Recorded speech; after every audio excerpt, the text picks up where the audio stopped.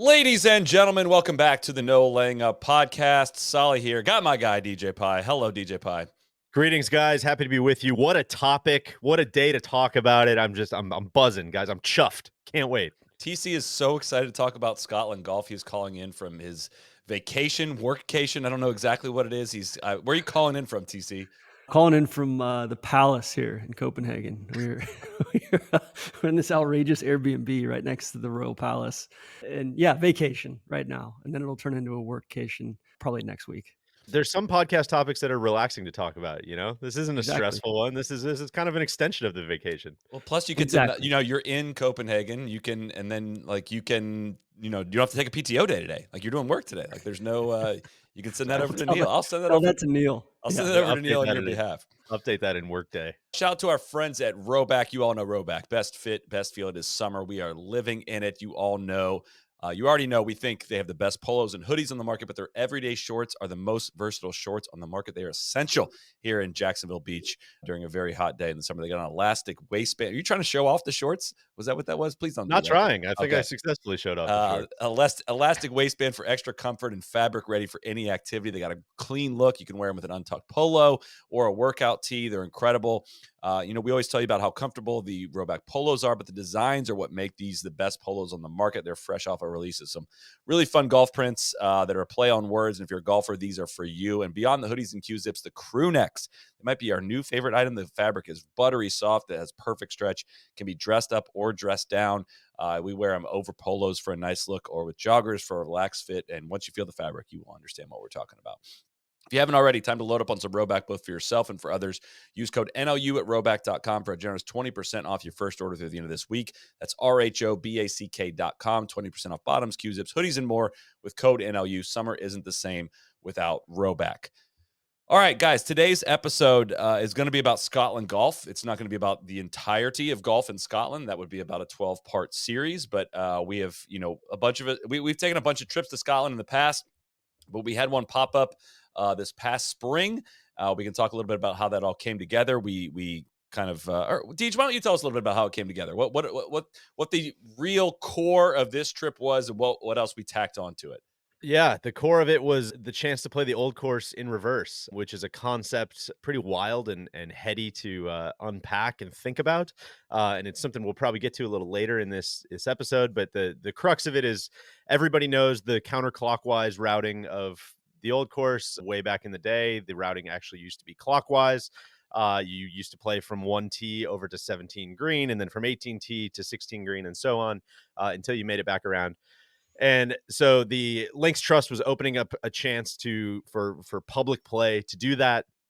Generously offered us a spot to go over there, and once we had, it was kind of like the three of us like looked at each other and we're like, we had a very, very busy spring already. We had a lot going on. We had just gotten back from Australia, and it was kind of like all right, we're absolutely not traveling. No more dates on the calendar. What day do you guys want to leave for Scotland? Because that's, we obviously have to add this. And it was kind of one of the only things in the world that are just like, yeah, I'm going to have to add a week. Like, I don't know what to tell you. I'm sorry. This is going to happen. This is a truly like once in a lifetime opportunity. And so we took it. And so once we had that on the calendar, then that's TC's music, right? Like, okay, Take it what from else? here, TC. What else are we going to do while we're there? Ended up being kind of a perfect fit. We have the Open Championship is in Troon this year. So we, hadn't done any video stuff there. So it was a good chance to go see that before the Open. There was a bunch of other stuff at like St. Andrews itself, like I always hate to call it like a resort. I guess it's kind of a resort.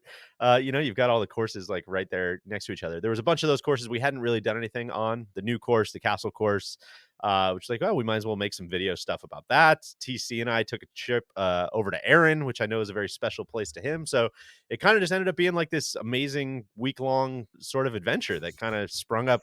I don't want to say out of nowhere, but I mean, it was not on the calendar like, as of like December. So it was kind of a miracle that it all fell together. TC, did I miss anything?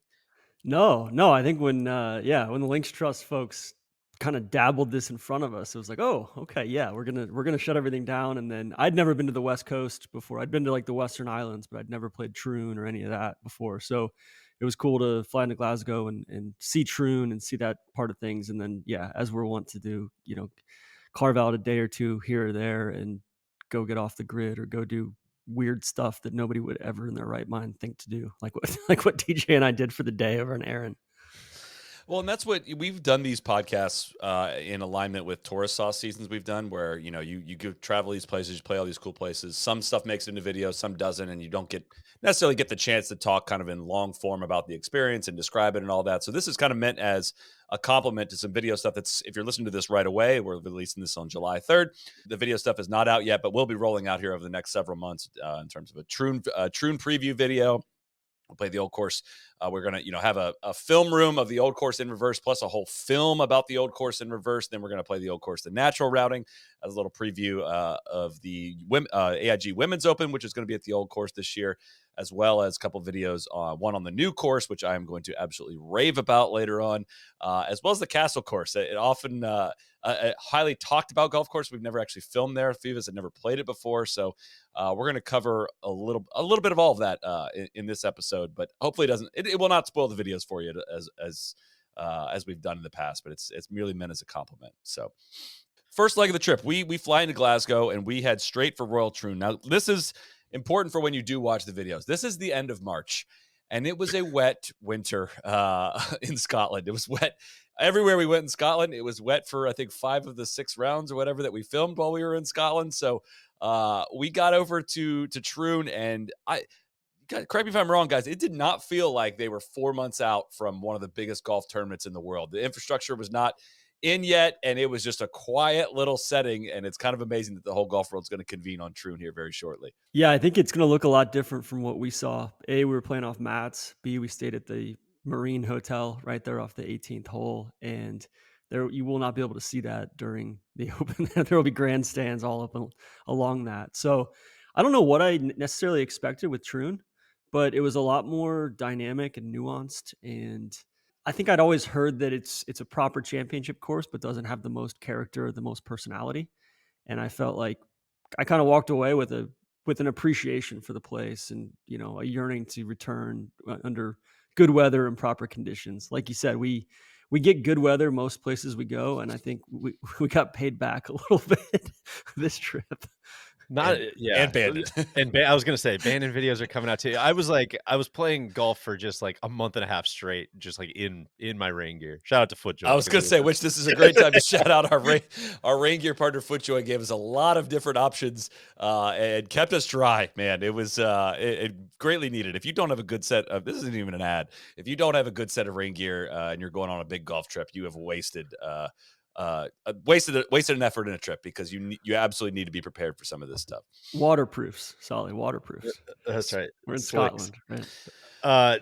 Soly, on that point of going to Troon and just it feeling like a sleepy town. I mean, I know people say this all the time, but like, it can't be overstated how cool and unique that is to golf. I feel like, I mean, that was one of my big takeaways is, outside of Green Bay. Well, I guess it's like the Super Bowl is never going to Green Bay, but like the point is, like, the Super Bowl is not going to like these little towns of 4,000 people, right? And like the biggest events in golf when it comes to the Open Championship do, and just trying to wrap your head around, like, man, where does everybody stay? How do they train everybody in? Where do the cars go? Where do people park? Like, it is a feat to really like think through that stuff, and it adds so much more of a unique dynamic to it. Tron and I were talking about this the other day, that it's like it's maybe the only championship in the world where it's like, yeah, it's cool that Scotty Scheffler and Kellen Morikawa and Rory and all these guys are going to be there, but like, even if they weren't, the show is not really the players. It's much more like the towns, the golf courses, the kind of like spirit and feel of the tournament, which is just always cool, because I haven't been to that many Rota courses realistically, and it's just always cool to tick another one off. Also want to shout out the Marine Hotel was fantastic. That was just like a really, really cool, kind of reminded me a little bit of the what is it, Tron and Dornick, the golf hotel that's kind of right next to the first tee at Royal Dornick there. It's just a similar kind of proximity, but it's all upgraded inside, and just like a really fun, not a lot of golf vacations you come back from and you're like, man, I picked up a lot of like wallpaper tips. Like, that place just has like really cool vibe inside. It was great. I'm not sure how many people are looking for wallpaper tips. I wasn't either. It was just an added bonus. 6 years ago, we're talking about dog legs and pot bunkers. Now it's still wallpaper in that Marine Hotel. Sick. It was Yeah, sick. I I don't know think what the to other say. thing when you go over there too is just even more so than St. Andrews is the number of golf courses Yeah. within what a 5 mile radius there. It's insane. I mean, Dundonald's right down the street. Western Gales, Turnberry's not far from there. There's 2 courses at Turnberry. There's a whole bunch of there's like 54 holes of forgetting the name off the top of my head of the little municipal course, the city course, just Yeah. a couple blocks there from Troon. There's another course just opposite the street of Royal Troon. Like it's is that the Portland course? Is that am I remembering yeah, that Troon, right? Yeah. Portland. Yeah, Yeah, it's just a golf heavy community, and I've been there during the Scottish Open when it was at Dundonald in 2017. And like that's the only other time I've been to the western part of Scotland, and it was bustling. That's why it was like kind of a shock. A shock to me of how sleepy-ish it felt. Was just like the last time I was there, the restaurants were overflowing into the streets. You'd see Matt Fitzpatrick leaving dinner with his TrackMan, and like it was just the coolest feel of just seeing all these players out locally in the community, and tying into the event is great. So he what took his TrackMan to dinner. he was yeah, he had his TrackMan when he was getting into a car, if I remember. I always used to give him shit about every time I see him, he's carrying his TrackMan, and then I think I have the picture somewhere. I'll pull it up. Actually, he was getting into a car, leaving dinner He was from there. probably keeping his stats on, calorie intake Oh, and I found it. tack angle and all that stuff. I found it. Here he is. I don't know how well you can see that, but here he is getting into a car, holding his TrackMan. There it is. Sure enough. So I kind of struggle to describe Troon a little bit as a golf course because I've said this in the past. I think there's no bad golf courses on the open road. Just prefacing that here right now, there is not a bad one. TC thinks Royal St. George's stinks. I don't think it stinks, but I don't think it's a bad golf course. It's not what I want when I watch the Open. It's more that's aerial. fair. And I think it's fair to say that Troon is on the bottom half of courses on the open rota. It lacks something that is really unique and distinct. Other than the postage stamp, there's nothing I can really like. I can't define the course in a sentence. Like, oh, here's the style, which I think is a compliment to it, honestly. But doesn't make it stand out. Doesn't make like Royal Portrush has massive dunes. Royal Lytham has 252 bunkers on it. Like Birkdale has all these. It just kind of paints a really clear image in in people's minds. Troon doesn't really quite do that. I'm not even sure that's a knock on it. Like it's just kind of like it's hard to set the scene for what makes this course unique to the open rota. And I think backing into the answer is like this is Western Scotland's open venue, right? Like this is the kind of like St. George's is like London's quote, extension of London's open championship venue. This is Western Scotland's venue. They're gonna have 250,000 people there. It's gonna be the third highest attended open championship in the history of it. And it's a really, really good championship golf course. They've lengthened. You guys want to guess how many holes they lengthened? I know we saw a bunch of them, but Probably Like 12. 31 holes. They 9 added length. holes. They've added 195 yards to the golf course, which listen, golf courses designed in the 1800s don't necessarily have the space to do that, but they've It was lengthened only 9 holes. 195 yards. It looked like they've added 1,200 yards. But they're adding on to what they've already added on, right? So like it's a bunch of holes where you have to walk off the green and walk back into the right, not back into And the not left. just back into the right. I mean, back into the right A so long ways. far. It's like the old course. It's like again, you're just going to retread the same grass to anyways, not to make it technology, but the sixth hole is going to be 623 yards, the longest hole in Open Championship history, and also the postage stamp I believe is going to play 99 yards on one of the day and will be the shortest hole in Open Championship history. So it's an interesting routing in that the first 6 holes kind of all go in the same direction. They typically play downwind, and it plays rather benign in that stretch. So every I've done a bunch of deep dive episodes, and we're going to have a deep dive episode on Troon in next week's podcast. But everyone always says, "Go get on the front." Tigers, you got to get on the front because back, you got to just hold on. And so you see a lot of red numbers go out, and then coming home is really tough. There's a lot of just ball busters on that back 9, and then it starts to gain a little bit of character after the 6th hole, the par 5, where 7 kind of comes inland away from the water and there's a really cool dogleg right par 4 that kind of sets underneath this dune. And then I'll say this: the postage stamp, the 8th hole, it is going to be focused on. It's going to be talked about a lot. Deserves every single piece of hype possible. It is an I was so hoping unbelievable. that's where you were gonna go. Yes, it's like a nearly perfect golf hole in terms of just how easy it can play with no wind, how hard it can play with wind. I hope they do a good job of illustrating how deep the bunker is short right, how dead the bunker is long left, how far down below the putting surface everything is down to the right, and it's a genius golf hole. Unfortunately, when we were there to play it, we didn't get to play it because it was a temporary green on the eighth. But I can attest, even just walking out on it, it is, and I got to play it like 6 or 7 years ago. But it is like one of the coolest golf holes on the entire Rhoda. Also funny how the temporary green would have been, like, one of the It 3 was coolest holes sick. at any other golf course, Yeah. you know? I think, Solid, hearing you say all that, and I did not play the course, I was filming you guys, but in a way, you almost get, like, a better feel for the course doing Yeah. that, I feel like, because 'cause you're less focused on, like, where your specific ball goes.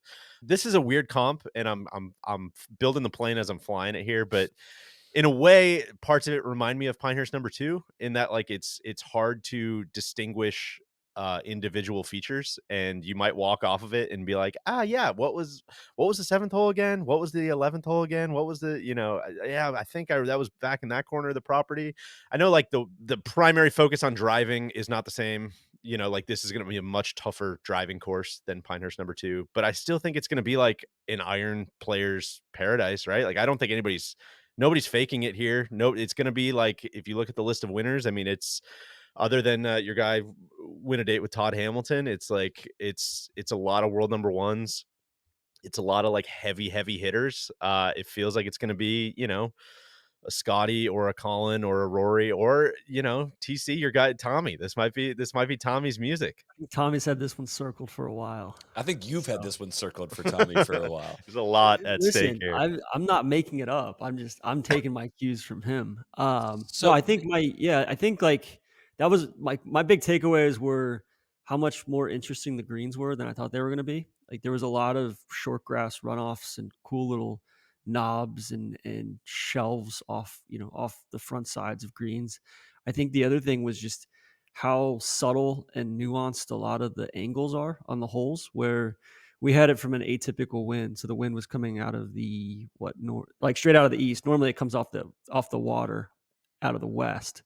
So, we didn't really get to experience it as it normally plays, but on the way back in, you would have just varying degrees of slightly tacking against it coming in off the left, but at slightly different angles to where it's going to interact with your golf ball a little bit differently on each iron shot or some of that too, whether you're on one side of the fairway or the other, it could be almost a dead in or straight cross depending. Yeah, those were kind of my two big takeaways just walking off the course of like, man, it was just like, and that's 6 or 7 through 13 stretch or 14 stretch, which is like, whoa, that was super dynamic. And then it was hang on for dear life after that. Well, and it's also worth noting Western Scotland gets a lot worse weather than the eastern side. They get a lot more Yeah. rain. I can't say necessarily they get more wind, but it's exposed out there. I mean, and going back and looking at highlights from 2016. I don't know if you guys remember that Friday afternoon of it just getting absolutely biblical on that day. And the guys got the bad side of the draw, and Phil and Stenson were on the good side of the draw, and all that. Like it can get spicy out there, and it's hard to like predict how the course is going to play, like because you just don't know about conditions. Whereas St. Andrews, like even in some conditions, you can kind of give a little bit of an estimation as to how the course is going to play. One thing I was thinking about with these tees kind of going back and to the right, the way they are on repeat, like just almost every single hole. I'm wondering how well that sets up for faders. And again, this is worth pointing out, like for the folks who watch the video, we played the winter tees, which for a lot of the holes were a completely different angle than you're going to see during the Open. But that was something that I just kind of was thinking of in terms of kind of almost all of the holes, at least especially going out, you're kind of set back and to the right, which puts you at a little bit of an angle of the fairway that just kind of looks like it wants to promote a fade. Now, almost everybody's a fader on the at the highest level of pro golf as it stands now. But Bryson's not, just Not as an Bryson. That's what I was example. I gonna say. know, yeah. I think But I think the Bryson thing's interesting too because there's some holes, like if you were gonna knock him for anything at Pinehurst, and I don't mean to start on like a negative, but like he got away with a lot of the wayward drives there, right? Not something you can do at this golf course.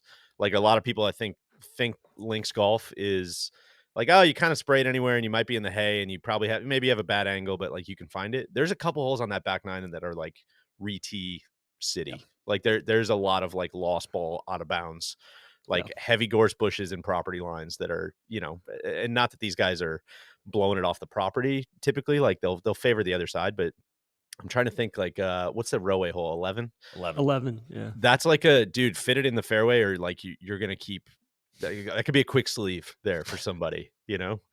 That was another 100%. takeaway for me was just the amount of commitment you had to have on your tee shots of, Yeah. played a lot of links golf, and I don't think I've played a course where it was tough to discern what your line should be. And that was from the winter tees, much less. I can't imagine playing in another 100, 150, 200 yards back in certain You needed like cases a where, yeah, like there's just not a whole lot of texture out there to be able to, like, my depth perception was off the entire round. Yeah, you need like a rangefinder to see some of those like open tees. It's like again, I think it was 11. You guys played way up, didn't you? And that back tee is like, It's I mean, was it insane. 550 or something back there? And it's just crazy. I think we have some footage in the video from when we went back there, but like it's like totally blind from back there. You're Yeah. just looking at gorse Oh, in front of you, and it's not Yeah. blind like a mound in front of you. It's just you got to hit it over this Sea of gorse with some gorse. faith. And like to the right is Gorse the horse, shout out to Bacon, and the railway line right there. Like again, looking back at these past ones, there's been so many massive, massive numbers made on yeah. 11, like just whole groups making triple on this hole. And, if the wind is like off the left, that becomes like the hardest golf hole in the world. But it's Hell yeah. so cool when you get to that back tee, you're looking at all this gorse, you can't really see fairway. But like if you just like do a little lean to the right, you can see the pin way out there in the distance, like just right around all of the gorse and along the kind of the stone wall that sits there. And I think this was the hole where Thomas Peters snapped a club over his leg and just threw it into the gorse back in 2016. And so I was trying to think of this. It's kind of like there. I forget what the phrase is for Marion. There's like 3 6-hole loops at Marion. It's like one is like the comedy, the tragedy, and I forget what the order of the 3 is because it just kind of plays in 3 The different drama, parts. the comedy, and the tragedy, I think. That sounds right. That sounds Yeah. right. It kind of works here. Like you play 6 holes along with the kind of the water to your right to start out, and then you come inland for 7, 8, 9, 10 is a really interesting, kind of intimate, gorsey par 4 out there. 11's that railway right along there, and 12 kind of sneaks back out, and then 13 through 18 is coming right back into the exposed part again, coming in home. And it really is like instead of having 2 9s, it's almost like 3 6-hole sections of the golf course. And it's fun to play, man. It's very fun to play. It again, it's just a hard one to talk about and describe, right? I feel like I can describe Carnoustie a lot better. I can describe Lytham a lot better. I can describe Birkdale, Liverpool. I can describe a lot better than Troon, but it's a very worthy venue. And all that to say, links golf, you don't have to be super complicated with. Like you just don't have to be if you maintain it right. I will say, looking back at all the highlights, people make putts. Pros make putts at Royal Troon. Like they can putt these greens better, it seems like to me, than other Open Championship venues. Granted, it was only Stenson and Phil that went apeshit in 2016, but like Justin Leonard won it in 1997 by making everything he looked at. Todd Hamilton made everything he looked at in 2004, and that's just something that stuck out to me watching a bunch of the old highlights. Is like guys can absolutely fill it up when you get on these greens because there's not an undulation when you get on them. Drive for show, putt for dough, Solly. Totally. I've always said that. Only other thing I want to shout out is that the house in the middle of the property. Yes. TC, I know you're gonna be all on that one too. But there's just like it's a big, not by modern golf course standards, big, but like it feels big while you're out there. Just a big piece of property, and there's just a house that is like right in the middle, and it's just like a private residence. I don't really know the story. I don't know who lives there. I don't know if I'm sure the club has tried to buy it for the last 150 years, and they just won't sell it. But yeah, I think during the Open, like there's just gonna be people living in the middle of the golf course. It's so freaking funny to me. It keeps coming up as like an aiming line as you're going around, and it's a delight. I love stuff like that. It's called Black Rock House. Jeff Ritter did a story on golf.com about it back in 2016. But it's so sick. It's an unbelievable spot. It really is. Yeah, it's one of those things too. I mean, you can feed early, right? You got those 3 shortish par Yeah, 4s early, and then people you've do. got 4 is a par 5, 5 is a par 3, 6 is a par 5. So it's kind of like you said, Sally, that first 6 holes, it's like that's kind of I assume that would be the comedy. That'd be the fun, Yeah. Yes. right? Yes, Okay. Yeah. for sure. And then, yeah, and then you shouted out, I think 7 is So cool. Yeah, seven's where it really like that's where it really gets colorful and interesting, and I would say the middle stretch is kind of the comedy, right? The middle stretch is kind of like, oh, like this is this is outrageous. Yes, Yeah. it It's gets just so fun in there. The way it starts weaving too, because you're just feels like you're playing a yeah. traditional routing for those first 6 holes. We're going out, we're coming back, and then it's like, oh no, we're going to start zigzagging here. All of a sudden, if you get in a groove with a particular wind, like you're going to be facing a ton of different winds in that little middle stretch. And Yeah, and I mean, nine's really fun, and then 10 is such a interesting driving hole where you're driving it over this knoll.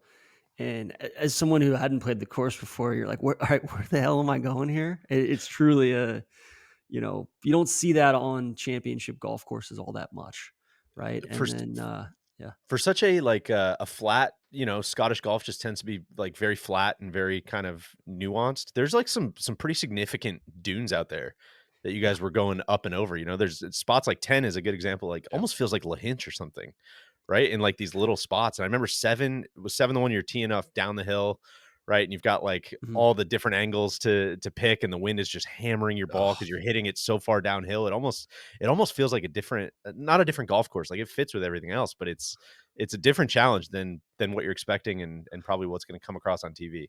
And it's a cool finish too. Like I think there's certain spots where it almost felt like Macrahanish, where you hear about how this course is flat, and then you get to holes like 13 called Burma, and it's got all sorts of rips, and yeah, like there's all sorts of kind of almost looks like kind of bomb scars right in the middle of the fairway.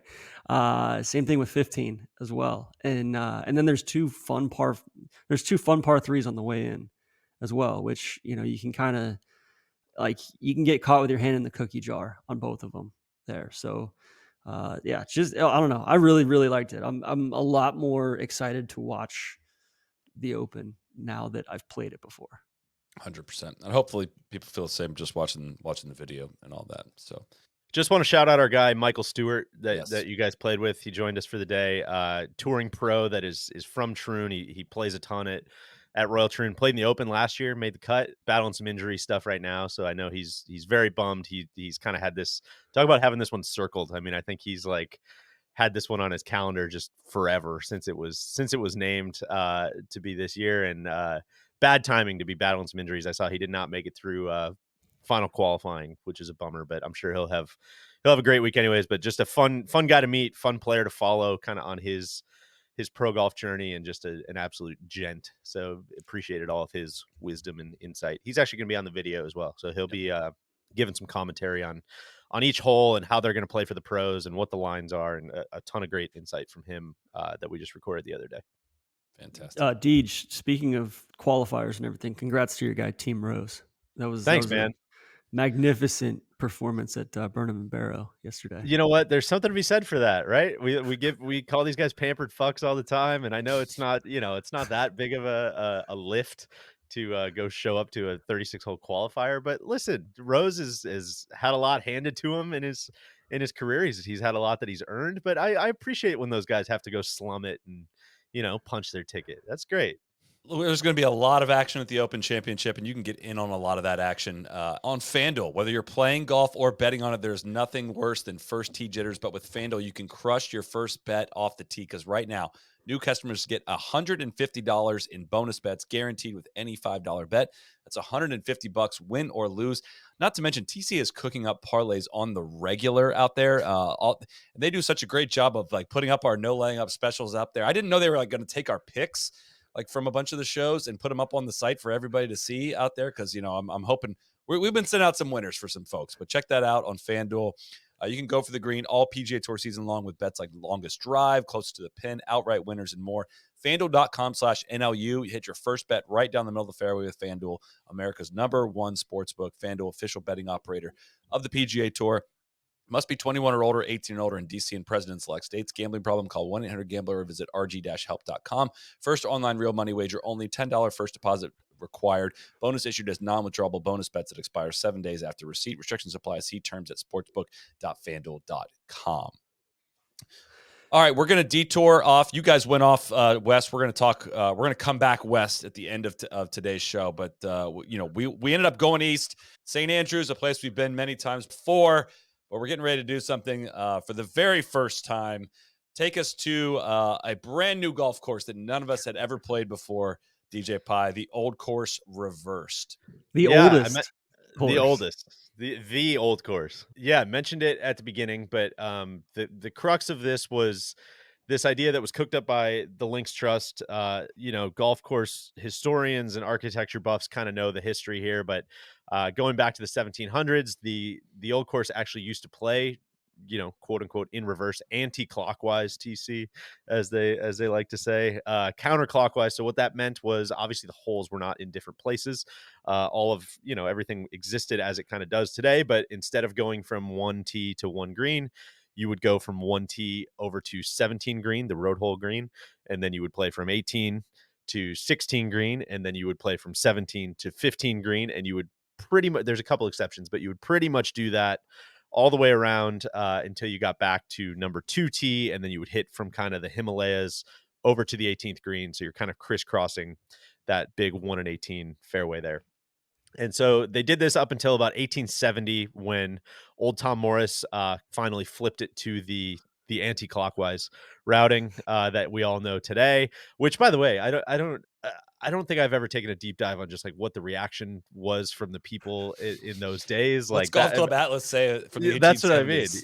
TC, I know we've got that book. We got to dive into kind of some of the what have they done here type of old Tom has lost his Like, I don't mind. think it was all or nothing thing. They were playing it for agronomy and kind of rest purposes. They were playing it, both directions. So people had gotten exposed to both directions. And then I think old Tom basically raised his hand and just said, "Hey, this one's superior, and I'm the guy." So Yeah.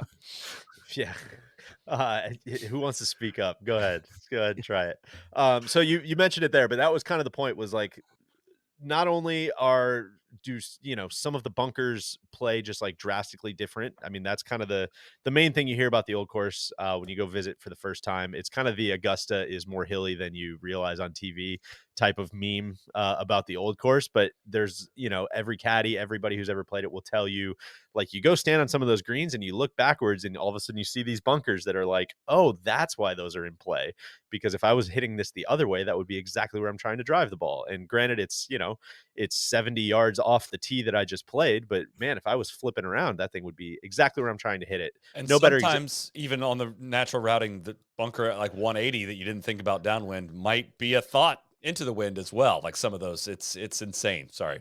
Precisely. Yeah. So there was that kind of like added level of, dynamism that made the course really cool. It was also like a very practical agronomy reason, as TC said, just thinking about the old course. Anybody who's been there, that like there's a lot of kind of funnels with the way the dune land works. There's a lot of balls that kind of all end up in the same spot, especially in, some of the popular spots off the tee, some of the popular spots around the greens. And so playing it in reverse just kind of scatters those divots. So, gives the course a little bit of a rest. And so there's a very practical reason that they did it as well. So anyways, all of this is to say, this is kind of always percolated in the background. Occasionally the Links Trust would do these, days for a handful of RNA members or like very, very select VIPs, where they would say like, hey, we're closing the course today and we're doing a reverse day. And those are just like almost kind of like these mystic days that like barely anyone, I think, between the three of us, we've probably known a very small handful of people who have ever actually done it.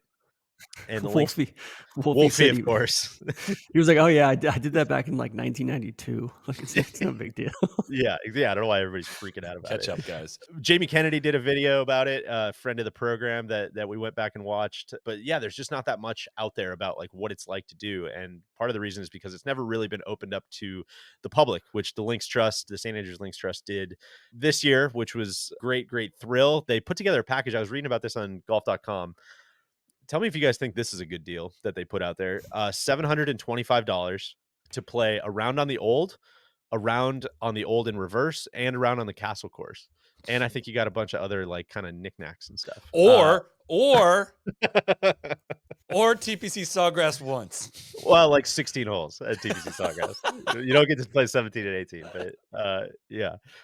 Yeah, so it was a crazy popular deal. The ballot for this, just went nuts. There was all kinds of people that ended up getting it and having to kind of book these like semi last minute trips, much like us, to do it. And we were just very, very, very, very, very thankful to the Links Trust for offering us a foursome and a spot to play it. So that's kind of the background, the history.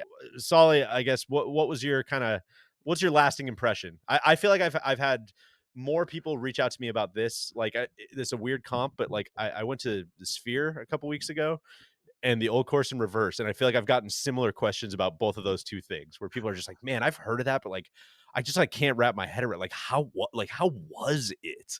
Explain it to me." And so that was kind of the genesis of doing this pod, I guess. So I'll let you take it from there. I was expecting it, I guess, to be a tiny bit gimmicky. That's kind of the word I come up with in terms of like, dude, it's a for over 100 years now. The golf course is played the other way, right? And it's maintained the other way. And like, there's not like a run up area to the back of the first green, which is the 17th hole that you play in reverse, right? Like, there's definitely moments throughout the course of the round where you're like, oh my god, I'm totally playing a hole backwards, which can be really fun. Like, if you ever have been on we've played cross country golf at Sweetens Cove. We did it at the 9-hole or the course on King Island there. We made up our own holes. Like, that can be really, really fun. But it hits so freaking hard from the jump in terms of real golf holes, like very real golf holes. And the very first hole you play is from the first tee to the coolest green in the world, the 17th hole. Like, you play one of the most insanely fun, cool holes from the jump. It was downwind for us. I thought about like driving it over the burn. Like, you could try to drive the 17th green, which is like the coolest for golf architecture nerds. Like, that's like the most fun shot maybe in history. And it just is like 3-4 holes into it, I was just kind of like looking around like, holy shit, guys, is this as cool as it kind of snuck up on me how cool it was going to be, which sounds silly. Like, this was kind of as soon as we heard about this, we flew across an ocean to go do it. But then even being out there, I was like, holy crap, man, this is such a wild and fun experience. And it was right before we teed off that it was like, it was hitting me. It was like, you don't get a chance to play. Nobody gets a chance to play a lost golf course. Like, this golf course doesn't exist anymore. It's not how it's played. You can't play the Lido. There's a replica of Lido, obviously, in Wisconsin now that you guys recently played, but the Lido on Long Island is gone, right? Like, that's a classic golf course that is gone, but this is like a step back in time to get to play this in reverse. And the shots are just so fun. Like, that's the whole golf course itself. I've equated to being like a skate park. Like, it's fun. It's an adventure. It's like, you're not defined by here's where you have to hit it and here's what you should do. You have so many options to do all this fun stuff. And it's not the hardest golf you'll ever play, but it's the most fun. Like, it's just an adventure. And to get to do it in a different reverse routing, almost cross country routing, it was just freaking awesome, man. The experience blew me away. I'm raving. The weather we got was absolute shit. It was the worst weather you could play golf in. It's wind and rain, 45, maybe 45 degrees and 45-mile-an-hour winds, balls oscillating. It was awful, but man, I'm just smiling, just ranting and thinking back on this. TC? Yeah, I think first of all, I got to shout out Clyde Johnson, who played with us. Yeah. St. Andrews based golf course architect, and he's literally his life's work is based upon the old course, and so to be able to kind of share the experience with him was really enlightening. Pointing out little observations throughout, and all the little bunkers having names and little nicknames for certain mounds or certain the Elysian Fields or Miss Granger's bosom or all that stuff. It's awesome. I mean, Solly, like you said, the I think the high points were definitely kind of along the edges, right? You've got the second shot into the road hole, or even the drive and the second shot into the 16th green. Just the Kind second of hole in around the hotel. reverse. Yep. Yep. Yeah, yeah. But and then the stuff out on the Eden green as well, like the seventh, like the playing into the 11th, like that left side of the Eden green as a par four. I've never been more afraid of like hitting it in two bunkers before, like the bunker off the tee and the bunker short of the green. Those It were was the absolutely hardest terrible. second shot I've ever seen in my life. It was Ever. yeah. I was like, oh, like this is not ending up anywhere. This is either going to be 100 yards into the Firth or the estuary, or this is going to be in that bunker 10 times out of 10. And Um, just to linger on that while we're there, because that, I mean, that's probably the best hole, right? That's what everybody has yeah, always said even before you Can I get there. can we build up can we just do an explainer on how the routing and mapping works, right? So just for math for those listening, so that you play so basically what's going to add up is the hole you're playing and the green that you're playing to on the normal route. So the one on the reverse course and the 17th green are going to add up to 18. So similar to how like the double greens all add up together on the traditional routing. So like the first hole you played a 17 green, the second hole you're playing the 16 green. But to visualize this, you're really playing. So the first hole, you're really playing like the 18th fairway, right? And the second hole, you're really playing the 17th fairway to the 16th green. Third hole, you're playing the 16th fairway to the 15th green, and so on and so forth. And you build up along this routing. So the par fives are the same. Like you're still playing the same par fives, but you're just like playing them to opposite greens, which is that right? No, you're not. That's not right. No, that's not right. You play the par fives to the 13th green, and I was gonna say the system kind of breaks down yeah, once you get back to like the crossover there, because you're playing from like the yeah. 13th tee up to the 7th green or the 11th green or however you want to decide. You know what I or mean? 11th green. It And then works. It's 13, yeah. yeah, I think historically too, 13 that's plus kind of 11 is where they say, hey, like crossover wise, like back in the loop there, they're saying, potentially it was already reversed or, they didn't like there's some consternation there. But I mean, shot back like we talked about, all right, so hitting your seventh hole, but hitting to the 11th green. That's spectacular. And then you turn around and you play a par three from there into what was that? the That's 10th your eighth green. hole. 10th So green. playing into the 10th green. And that was That was a just as sneaky, dynamic, just awesome an hole. Yeah. incredible pin. And we had a really windy day. I think 45 degrees is probably generous. I think Yeah. it was probably right around 39 I or could 40. I could have used 10 more degrees. Um, Would have yeah. been So nice. but there's like these dynamic spots, but I think a lot of the substance was just playing, a lot of the holes that weren't going to knock your socks off. That like the par fives were great. Playing into 13 as a par five was spectacular, and just having to step up like on a lot of these tees and trust your line, knowing that hey, this stuff is up there. I have scar tissue from playing it the other direction for this stuff, and now all right, I have to worry about that stuff that I've been in prior the other direction, and knowing that there's a bunch of other things that I haven't considered, and you just commit to it and trust it. I think the only place where it got a little bit wonky was probably 13 or It's like 12, like 12 was kind of 12. and 8T I back think to that's 6th really green. where Yeah. it was more. I think if the mowing, like if they did this more often, the mowing lines would probably be changed a little bit, or they would take out a bit of gorse here or there just to give you a little bit more of a visual cue as to where you're going. But It's not far off. yeah, yeah, and then I think even like the coming down the stretch too, like you've got you've got the new course off to the left, and you've got all this gorse in the middle, kind of right where you want to hit it. So you can either blow it way left or way right. And there's gorse up by the greens. And then We asked, the even new hitting it course was not into out of bounds as yeah, well. Like when that yeah, wind's coming off the side, that's a good question to ask. yeah. And I mean, shit, even the like the shot from you're going down two fairway into one green.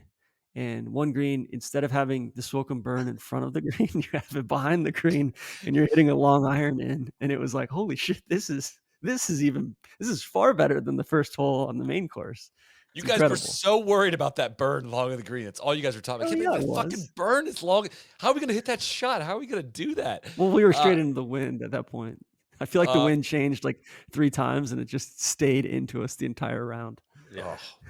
So pausing on that 7th hole, TC, which we were talking about, which is if you've ever played the old course, hopefully a caddy has pointed out that like when you tee off on the 12th hole, which is a short par four with all kinds of fairway bunkers, you don't see a lot of them from the tee.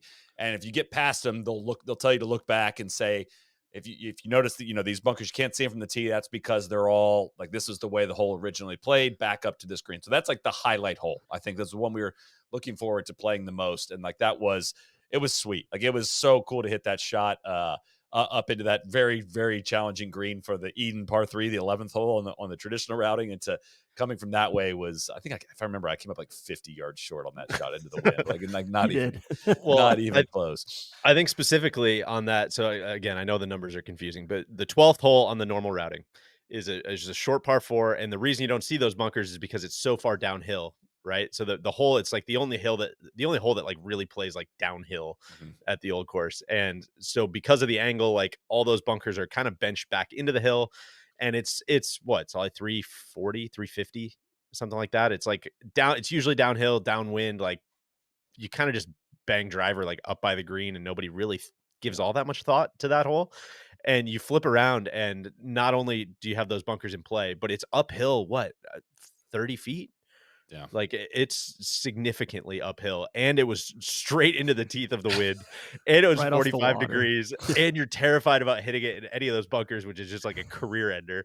So I remember I had 5 iron in, and I think I Yeah, was I had still 5. like I was still 40 yards short, 30 yards short. It's like I tried to hit like a 200 shot, And then and I was basically all I'm thinking no about is chance. DJ not being able to get out of that The bunker. hill bunker. Yeah, the first time we played on God. tour sauce and being like, "All right, if I go in there, like, I gotta be able to get it out on the first shot." And So, But where the pin is, if you're picturing the Eden green, so now we're back thinking about the normal 11th hole, the par 3. Our pin was, like, up on that top left shelf, right? So you're coming in with a 5 iron, and it's even, like, you're playing to the smallest part of the green as well. So it's it was just, like, if you had enough club, the play would almost be just, like, blow it over the green probably, right? And, like, but then into you have that. that wonky up and down. that's a Yeah, it's horrible just blind spot. it's horrible, horrible. So as easy, like, quote unquote easy. So like a good example of like an easy hole would be it would be our 4th on the way going out, right? So if you're picturing the 14th hole on the normal course, the par 5, hell bunker, all of that. What I always picture is like, the difference between Rory McIlroy and Cam Smith at the Open, where Cam blew it over that green because the whole green on 14 kind of runs away from you. As you know, it's a par 5, and that kind of makes it a little more interesting. Cam blew it over the green. He had a very simple chip up the hill, easy up and down for birdie. Rory left it short. He had a downhill chip that he couldn't stop by the pin. And like, there you go. That's the championship right there. When you flip that around, now all of a sudden it's like, oh man, I'm hitting like into this receptive green with a wedge that's kind of pitched back at me. Like, this is like the easiest shot in the world. Like, what a completely different golf hole. So you have a couple of those where you're like, man, this is so much more comfy going this way. And then you have the other edge of the sword, which is, the 7th, which is like, this is the hardest fucking golf hole I've ever seen in my Yeah. life. There's And then spots too where you're playing, some of those greens are so big, like, they're some of the biggest greens in the world, where you're playing into the what was that, uh, 2 and 16, or 3 and 13, and or sorry, 3 and 15. 15, and it's just, like, there's plenty of real estate up there. Hey, I've got a runaway truck ramp here or whatever. But there were certain spots where I'm thinking, all right, instead of taking on this trouble on the front, I'm just gonna go like 40 yards long Yeah. and approach this back. I'm gonna chip back in from the normal direction that I'm used to.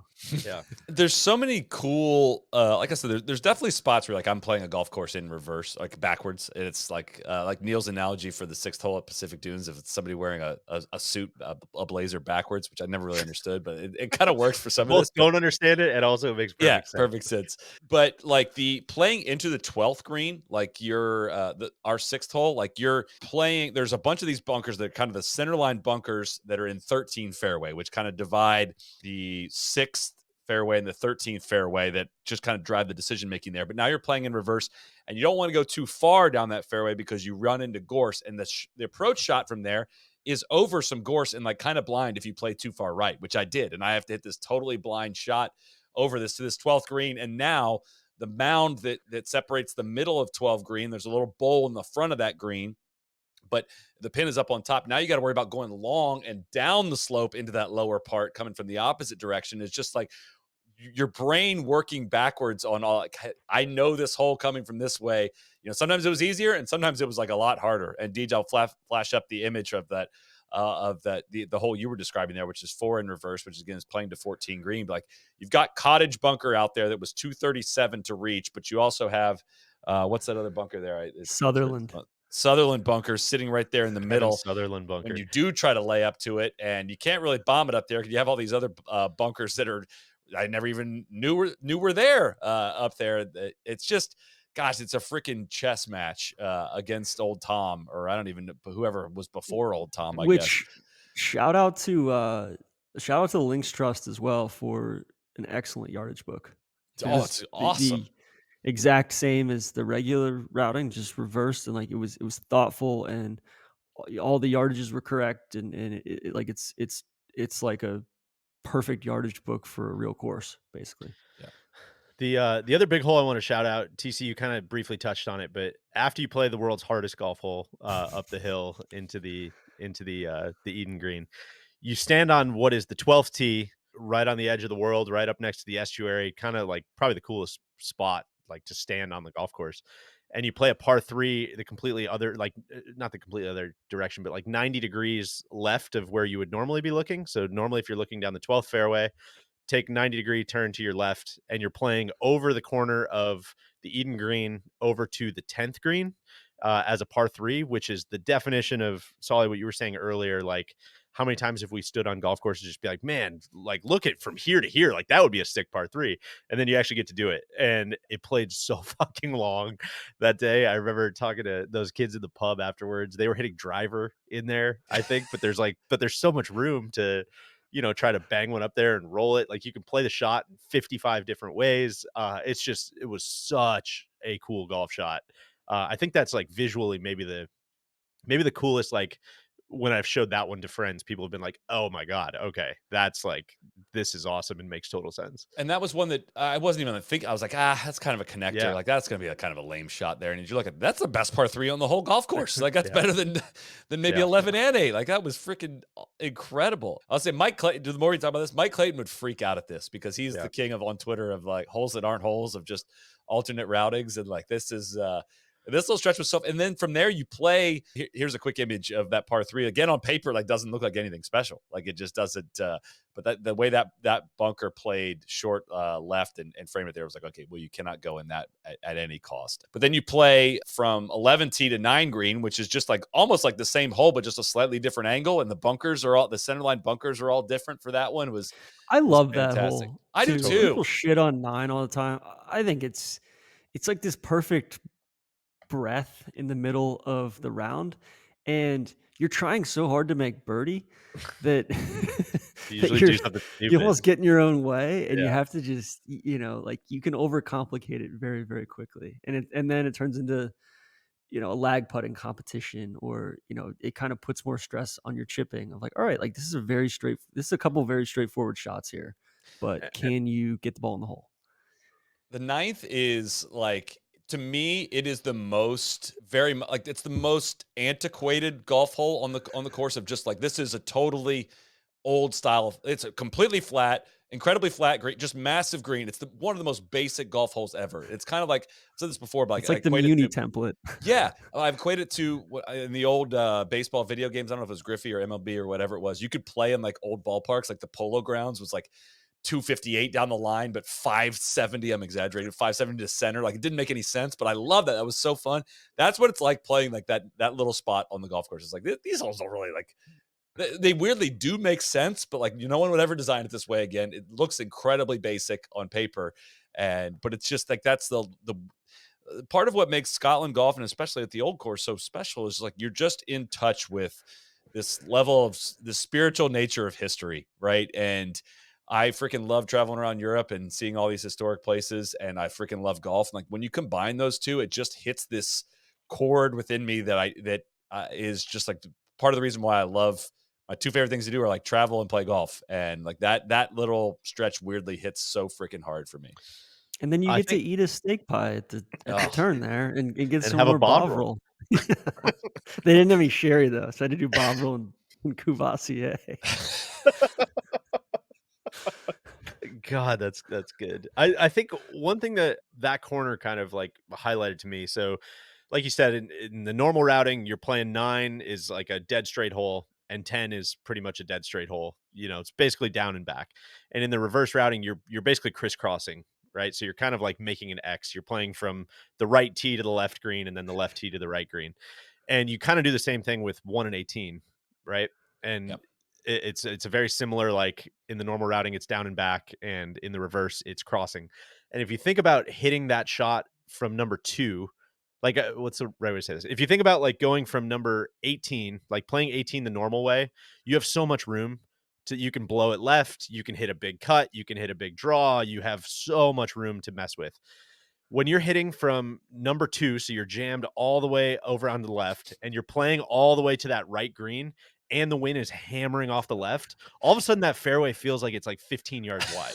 Like, it's crazy what changing it's the like, It's the widest fairway in the world, and you're Yeah. not wrong. Tiger would always say that thing about like, man, none of these young kids understand how to like create an angle for themselves on the tee box, and how like, sometimes it makes sense to really maximize over on the left side of the tee. Sometimes it makes sense to maximize on the right side of the tee.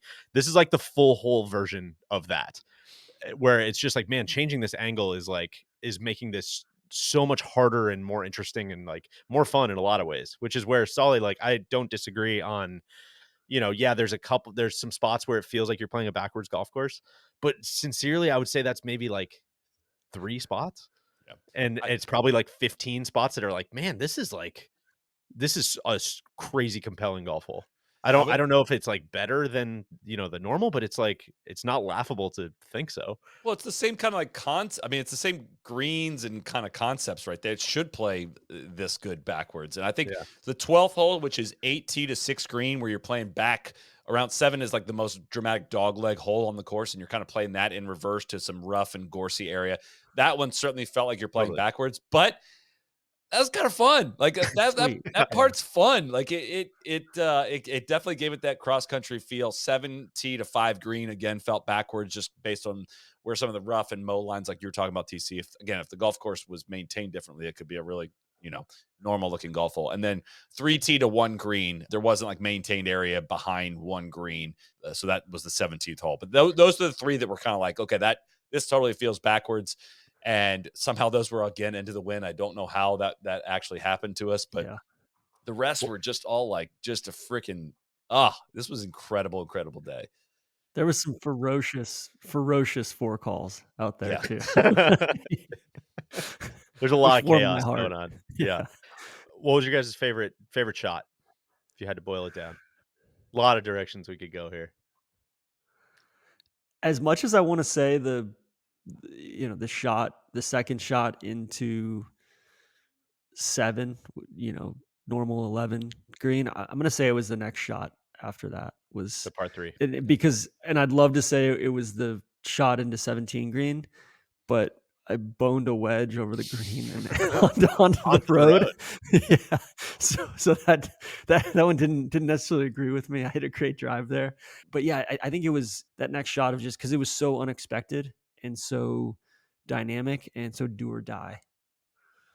Solly? I mean that start. I mean, it's a wedge you're hitting into 17 green, which is your first hole, but like it just starts so hard. You're playing the road hole in reverse. Like it's And just we had an that easy one. pin too. We did, but that second hole, which is playing into 16 green around the That was hotel my as well, favorite. like, I misjudged the wind. I hit a 4 I thought it was kinda hurting us a little bit, and I hit a 4-iron roughly 60 yards over the green, almost out of bounds, but that shot was, like, thrilling to wrap it around. The wind was kinda off the right, and I thought into, but it turned out it was helping, but, that was such a thrilling shot of, like, hitting it around the hotel the other way. Gosh, I really could keep going because and playing into 13 green, so that would have been what the 5th hole, the par 5. Like that was a really, really good one as well. But Yeah, I think the par 5s are maybe, I don't wanna say better, but, like, I would listen to the conversation that the yeah, par 5s were more fun going the opposite direction. So I'm with you that, like, the concept of, like, playing over the hotel with, like, a different shot yeah, than you're used to is so sick. And like TC was Yeah. saying, like, you hit that one, like, 60 yards over the green, but then you were just, like, in the normal spot for totally. playing the 16th hole, It's like, "Oh, I've hit this shot before, we're fine." Well, and then it was funny. We're playing into I think DJ and I like the wind is howling out of the northeast, and DJ and I are playing that same stretch, but going backwards to 1 green, and we're up by the wall, like we're over by the Jigger Inn, up Yeah, oh 17 god. fairway. We Yeah. were That was 120 yards That's right. right there. bad shot. So, Yeah. and then I mean, shit, somehow like into 18 green, I think I had 7 wood. Like I hit a really bad tee shot, but the wind was howling, and I'm like, how do I have 160 yards in here, and it's playing 220, 225. Yeah. It was an out of body experience hitting Yeah. a fairway wood into that green. We'd lost our hands at that point too, I think. Yeah. I think I think we were toast. What was the Slack thread you sent through a preview of the video? Do you remember which one it was in of how bad the weather was that day? Like we're not somehow not doing enough justice for how bad the weather was on this day. Like it is, and I honestly I Yeah. kind of had forgotten a little bit about it until you sent through that just a little tease of the video where we're like walking up on the back nine. It's just a total slop fest. Even the Scots were like, "Hey, I wouldn't be out here today Yeah. if we weren't playing it Yeah. in reverse. Like this is the old, and I come out in any weather for the old, but like this is the exception." I thought, you know what, the boys kept a great attitude about everything though. I think that was like, it was the worst golf, like straight up worst weather I've ever played in, and it was like probably the most fun I've ever had on a golf course. Like we were positively giddy afterwards. I mean, it was the Yeah. best. I think I started crying at one point. I know, me During the too. Trigger in. I'm Yeah, like, that was or in the Dunvegan, and I'm like, "Man, that was, like, one of the most enriching, rewarding, just, like, really, really soulful experiences of my entire life." and I guess the big reveal here, if it's not already out everywhere else, is like I think the Links Trust is going to start doing this every year. So I think this Yeah. is like I think they're going to try to keep like a 5-6 day window each year for opening this up to public play, because I think it was a great raving success. So yeah, start investigating that situation, because if you get the ballot, if you're one of the lucky winners to get a spot to do this, like it's one of the rare like we did a little contest with the Lakes Trust, and we ended up meeting the contest winners, great guys that came from San Francisco, kind of like on a bit of a whim. And it was funny seeing some of the like Instagram comments and whatever from people, because in our heads we're like, God, I don't know if people are gonna like, they got like 2 weeks notice, like I don't know who's gonna like just drop everything and book a flight and get over there. And like all the Instagram comments were like, oh, I mean, like I could just find another job, like I could just get like like, yeah, I can't do this though, like this is irreplaceable. Like, yeah, I could just find another job. That's no big deal. It's just but that kind of sums it up. Do I have your permission, Deej, to share that 14-second clip that you shared on our Slack channel about the Sure, weather? Because yeah, I of found course. it. Here's a sneak preview for those that want to see it. Get a good one. It is taking all day, but we've got one.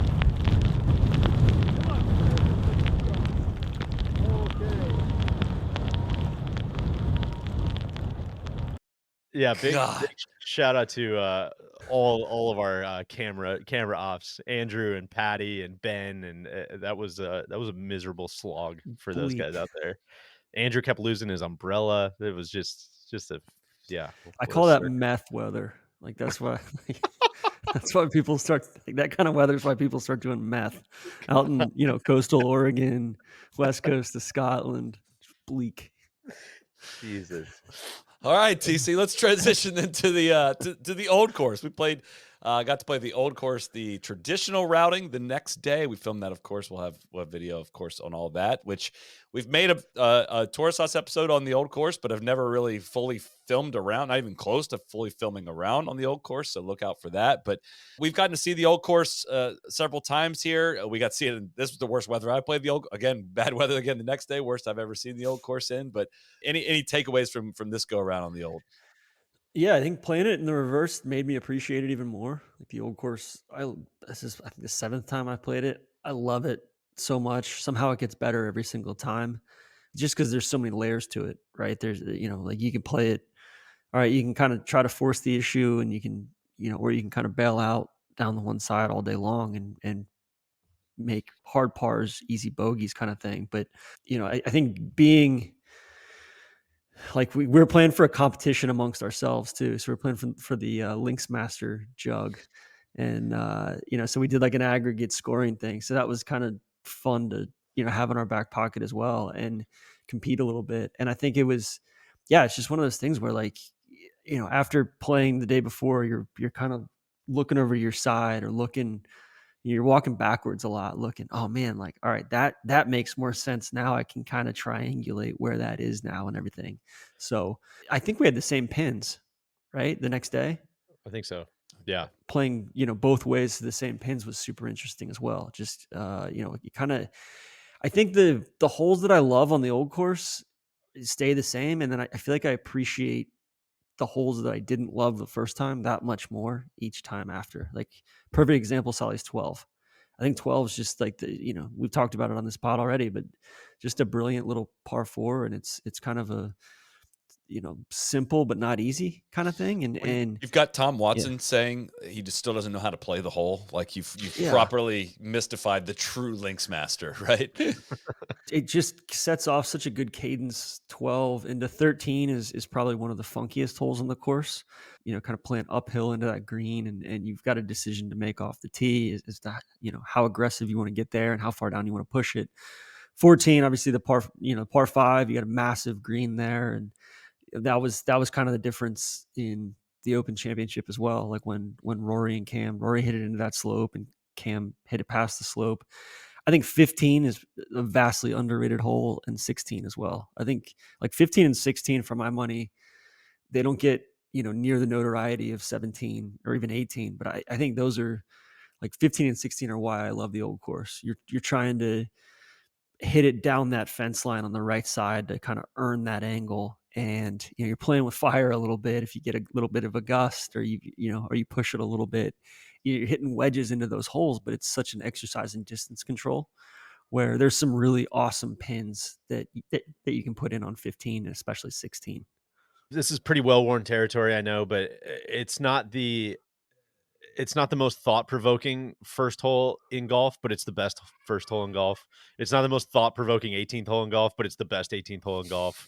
All that stuff from when you make the turn on 11, the town just keeps getting bigger and bigger as you play back into it. Is like there's just there's so many tangibles, and we could sit here on the podcast for 5 hours talking about like the nuances and the specifics, but there's so many more intangibles of just being there and what it's like in the town, and it's just adds up to this 1 plus 1 equals 17 type of feeling that you have when you're there. And we talked a lot about it in the film that's coming up, but like the way it remains constant, it doesn't change. It's some place you can always come back to and rely on being the same as the last time you were there. And TC, you said it about kind of like learning more about it playing in reverse. I was likening it to, when you start a video game or something and like the whole map is black, and then you walk over here and then that part of the map gets uncovered, and then you walk over here and that part of the map gets uncovered.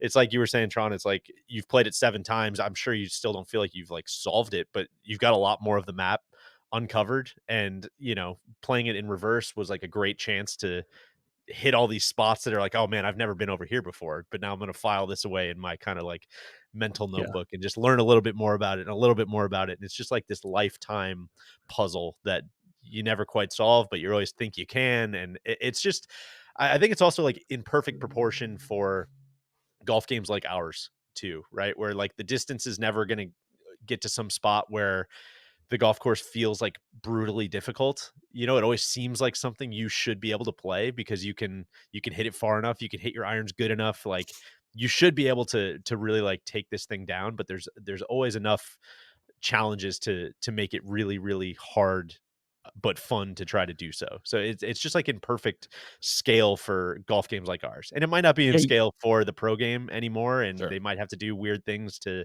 trick it up and put pins in outrageous spots and whatever, but like for games like ours and like most of the listeners to this podcast, it's the perfect challenge. It's as fun as you can ever have playing golf. Yeah, you can execute all day long out there. Like, you can execute pretty much all the shots if you're 8 to 10 handicap, except for maybe the shot into 11.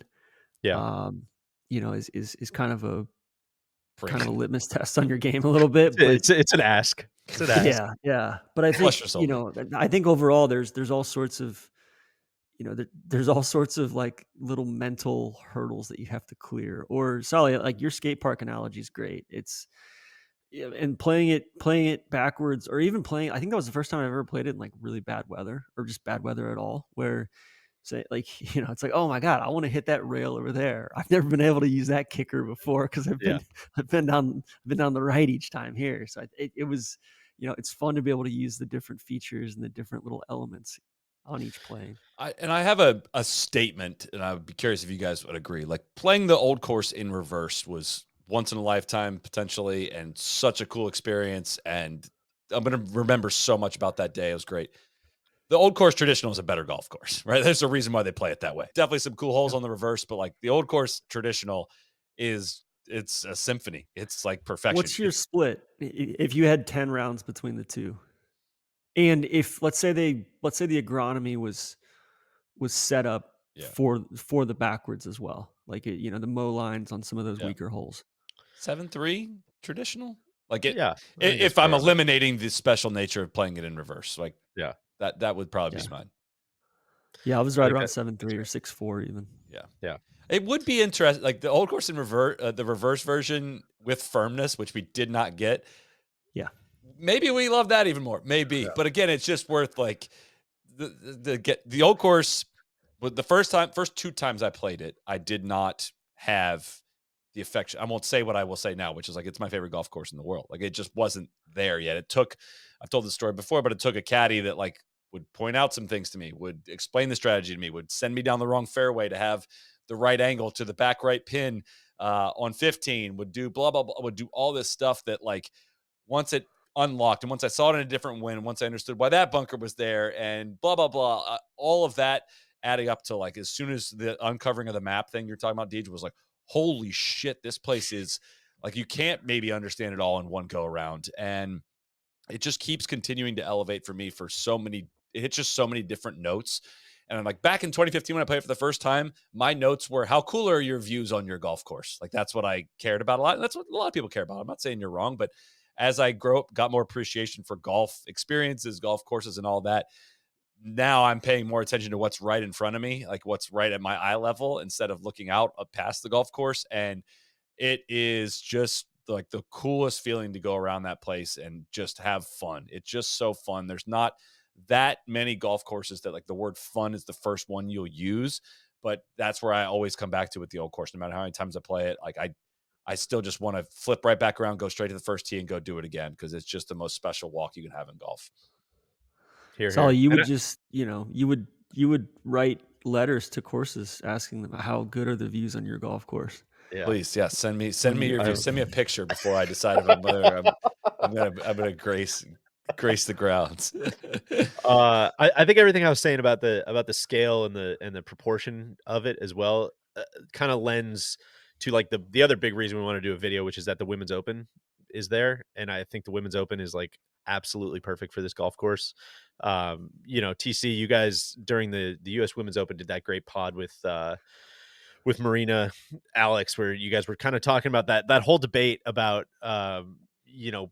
basically men saying that the women's game is more relatable and how that can either be like a backhanded compliment to a woman, which I understand how they would take it that way, or I think I'm much on your guys' page where it's like, no, I'm trying to say like the ultimate compliment. Like you guys Yeah. are like what I'm capable of doing physically, you guys are the best in the world at actually like executing. And so I think the Women's Open will be like just watching a bunch of people that are like, man, that's what I've been fucking trying to do at this golf course for my entire life, and I just cannot do it. Like you guys can actually do it, and I can't wait to watch that just execution test. It's gonna be Yeah, awesome. and like the ladies too with all right, like spin is at more of a premium there Yeah, too, or I think the way that the LPGA sets up a lot of a lot of their venues week to week, there's not a lot of creativity involved. So seeing the ladies have to get creative and use their heads and really think a lot, I think it'll separate out some of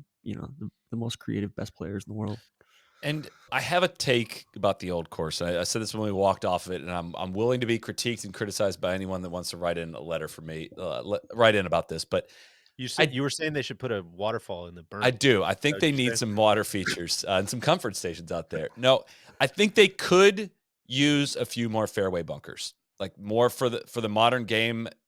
a few, like some of the bunkers are so well placed, and there's some holes where like truly I can't get myself into trouble here at all. Yeah. There's a couple holes where the strategy is what's so good on so many of the holes that the ones where you don't have to think about it, it's just a bit lacking, right? And I think a couple, just the small centerline bunkers that are just like, dude, you got to hug the left here, or else you're going to fall into that one. You got to hug the right to stay away from that one. I don't know if that's even possible at this stage to add bunkers to the old course with, all of them having names and the history behind all of them. But for the modern, if to keep up with the modern game more than just like tricked up greens or tricked up pin positions, just a couple more could add some interest to a couple holes. I have to think more about the specifics of that, but there's several tee shots out there that are just quite easy. Just like, just kind of hit it out there.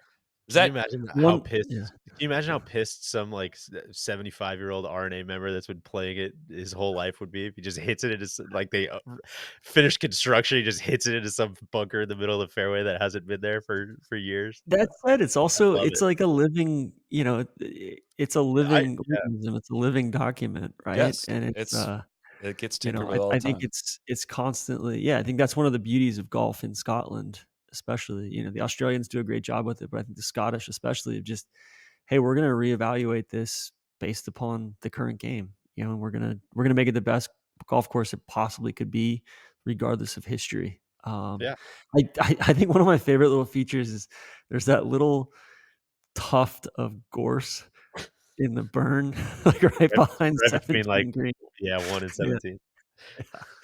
It's great. Again, we could do a whole nother pod about just the old course. Maybe after the next time we'll go, we'll do that if that works. But Well, we I asked you this on the reverse. What's your favorite shot on the old the anti-clockwise routing? second shot in 17. All right, well, let's throw that one out. Oh, come on. It's first shot on 17. First shot on 18. The second shot into 14. That's a That's great such a one. fun dynamic shot. The tee shot on 11 is so fun. I mean, you shouted it out as like it's the biggest ask from like a higher handicap perspective. Like, man, when you pull it off, like that was I hit it close there one time in my life. It was like wind was whipping straight in. I had like a 4 iron and I ended up somehow hitting it to like 3 feet. And I've just been chasing that dragon for like the rest of my life. Every time I step up there, I'm just like a little taller, just like, oh, I got this shot. And I just blow to the bunker and make triple and whatever. But that one always sticks with me. Honestly, I get super like if you got a little helping wind, I get super hyped for the tee shot on 9. I get Yeah. really a ton of anticipation of like 350. Got to avoid a few bunkers, and like if I do, I'm gonna have an eagle chance. Like from 350, like I'm gonna have an eagle chance here if I hit a good shot, or I could be struggling for bogey if I find one of these bunkers. That would always gives me quite a thrill. Even 2 and like 2, 3, 4, like those second shots into those holes are really cool too, because you start establishing a cadence for the Yeah. day, but then it's really tough to discern where the pin is too. Like there's so much shit going on those greens. Well, God, oh my it also can, like, compound in a bad way, right? Because, like, the Yeah, whole thing about the old course is, like, all the troubles on the right, you can play left yeah. all day. Where do most, high handicaps hit it? Like, they hit it kinda weak to the right. So, like, I've played out there with people that are playing the first time, and it's like, number 1, they hit it out of bounds. "Oh, shit, okay, I'm reteeing." Number 2, "Oh my god, I'm flirting with out of bounds. I'm in the gorse, I'm hacking out." Number 3, "Oh my god, I'm on the OB line again." Like, it can get real very fast, which is like, again, the reverse is like, oh, you hit it right all day long. You've got all the room in the world over that way. So it's kind of a fun mix. What's the worst spot to miss on the golf course? TC, what's like, please don't drop me here. I've put it through a windshield on 18 before. I'd say that's up there. But it is park at your own risk. But I was trying to go down that right side. I think we had a back left pin. That would be up there, I think. God, that was a great story. And that didn't the starter like prank you the next Yeah, day? so the next day we're playing the new course. Really excited to play the new course. Love the new course and out there early, and probably 3 or 4 groups early, and I'm hanging out on the tee, and starter comes up with the caddy master, and he's like, "Hey TC, yeah, the owner of the car, he's called and he's not happy, and I was like, the caddy told me not to, like, I wanted to leave a note. The caddy told me not to leave a note. I promise. And he was like, well, he's really upset, and he's gonna take you to civil court. He's very. I'm like, I'm losing it. I'm like, I promise. I wanted to do the right thing, and he told me that I am not to leave a note or anything like that. He's like, I'm just messing with you, but he let it go on for a good 6 or 7 minutes. That's great. I mean, there's Hell Bunker, there's Hill Bunker, there's Shell Bunker, the Stroth Bunker. Any of those, none of those are good spots to miss at any point. Long left or long right, anywhere long on 11. You're talking about bailing out there, playing that one in reverse. That's death back there. I saw What when we were there for the Walker Cup, Dylan Menente and Gordon Sargent were playing a practice round, and Dylan hit it over. They're playing all shot, and Dylan hit it over that green, almost to over 11 green. It drops down probably 15 feet, and then it immediately comes back up to the 12th tee. And I think Gordon basically was left on like the upslope of like that back hill, and just had to hit like a downhill flop shot to a green running away from him. It was just like, it was the worst place I've ever seen a golfer be. It was awful. And of course he hit it to like 7 feet. Moving off the old, on to, we promise we won't spend nearly as much time on these next few golf courses. But we'll get a lot of questions. I got a lot of people going to St. Andrews for the first time. I always ask about their itineraries, and I get physically upset, and maybe I shouldn't get this upset, but I get upset if you go to St. Andrews and your itinerary does not include the new course. I'm gonna pass a little bit of judgment on you. Like not judgment on that's harsh. I'm gonna say if you walk off the new and didn't like it, I will pass judgment on you on that one. Right? And a lot of people don't know to go do this. Like you go to St. Andrews, you want to play the old course. The old course. I don't want to play the new course. What was the? Yeah, I'm When was just the not a new big built? modern architecture guy. 1991. When was that? No, it was built in 1897 by old Tom Morris. Okay, and it is a vastly different experience from the old, and it's just a necessary experience. It is on the same strip of land. So the whole way out, the first 8 holes basically run butt up against the front 9 of the old course. And the routing more of it's kind of a clockwise routing. It's not the same traditional way of the old course, but like it's more of the old, the direction of the reverse old course of going out there. And it is just I just describe it as it's pure links. Like the old course is a one of one experience, crazy double greens, massive undulations. Like the new is just straight golf holes, right? And it is just fairly simply routed golf holes with pot bunkers. It's not overly penal. They've done such a great job maintaining it over the years of cutting back gorse and just kind of letting you hit it in a lot of places. It's great for all skill levels. Really eases you in. It's got a few epic holes, but it's not like it has just total standout holes everywhere. It's just no bad holes, none even no mediocre holes throughout it. And you can play irons off the tees. You can hit bump shots up. You can hit wedges up. You can hit long irons. You can do any kind of shot from any spot. There's just really well positioned pot bunkers in so many different places. Like the 7th hole really makes you make a decision off the tee. You can't just pound driver there. It kind of bottlenecks and do around a bunch of bunkers. The 8th hole is one of the best par 5s I've played in Scotland. It's just this tremendous 3 bunkers that separate right down the middle of the fairway. You got to make a decision off the tee. Am I laying up short of those? Am I going over those? And the green set back between these 2 dunes right out by the estuary, right out where you get to 8T on the old course. Transitions you right into the 9th hole, which is a 225-yard punch bowl par 3 that runs along the estuary right to your left, and then you start working your way backwards in towards the clubhouse from there. I freaking love this golf course, and I could not recommend it any higher. If you are making a trip there, it's super easy to get out. You can play it in 3.5 hours, probably. It's not a miniature golf course in any way, but it just does not take a long time to play this place. And you don't like need a tee time there. If you show up there and say, hey, we'd like to get out at some point today, they'll probably figure out a way to work you into it. So if you have half a day open in any way in St. Andrews, it's not the most taxing round of golf you're ever going to play, but I just cannot say enough great things about this place, and I really, really, really think you should play it. Yeah, Here, cosign. here. I think the par 5s are awesome. Par 3s are dynamic. The way it uses the dunes too, the way the dunes kind of front some of the greens, like that stretch from 7 through 11 or 12 is just like as good as it gets anywhere in Scotland, much less St. Andrews. And I would say I would cosign too. It's like beyond the new course, the Jubilee's got some exceptional holes. It can beat you up a little bit in spots. It's pretty dynamic and pretty electric. There's some pretty severe slopes and such. I think the front nine on the Eden is up there too for some of my favorite golf in the area. Like it's the back nine. There's a couple of the worst holes in Scotland that they built when they got rid of the driving range. But there's like some Harry Colt like original holes on the Eden course, and you can go whip around the Eden and the front nine of the Eden in like 75 minutes. It's awesome. Yeah, I think everybody stresses out for good reason about like this bucket list kind of feeling that you have when you go to Scotland and like, oh my god, I'm gonna miss something. I'm gonna miss something. I'm gonna miss something. I need to go play here. I got to take a drive here. Like on the floor of, again, like it's weird to call it the resort, but like the floor of like you could never leave St. Andrews and have an exceptional golf trip and play world class golf every day.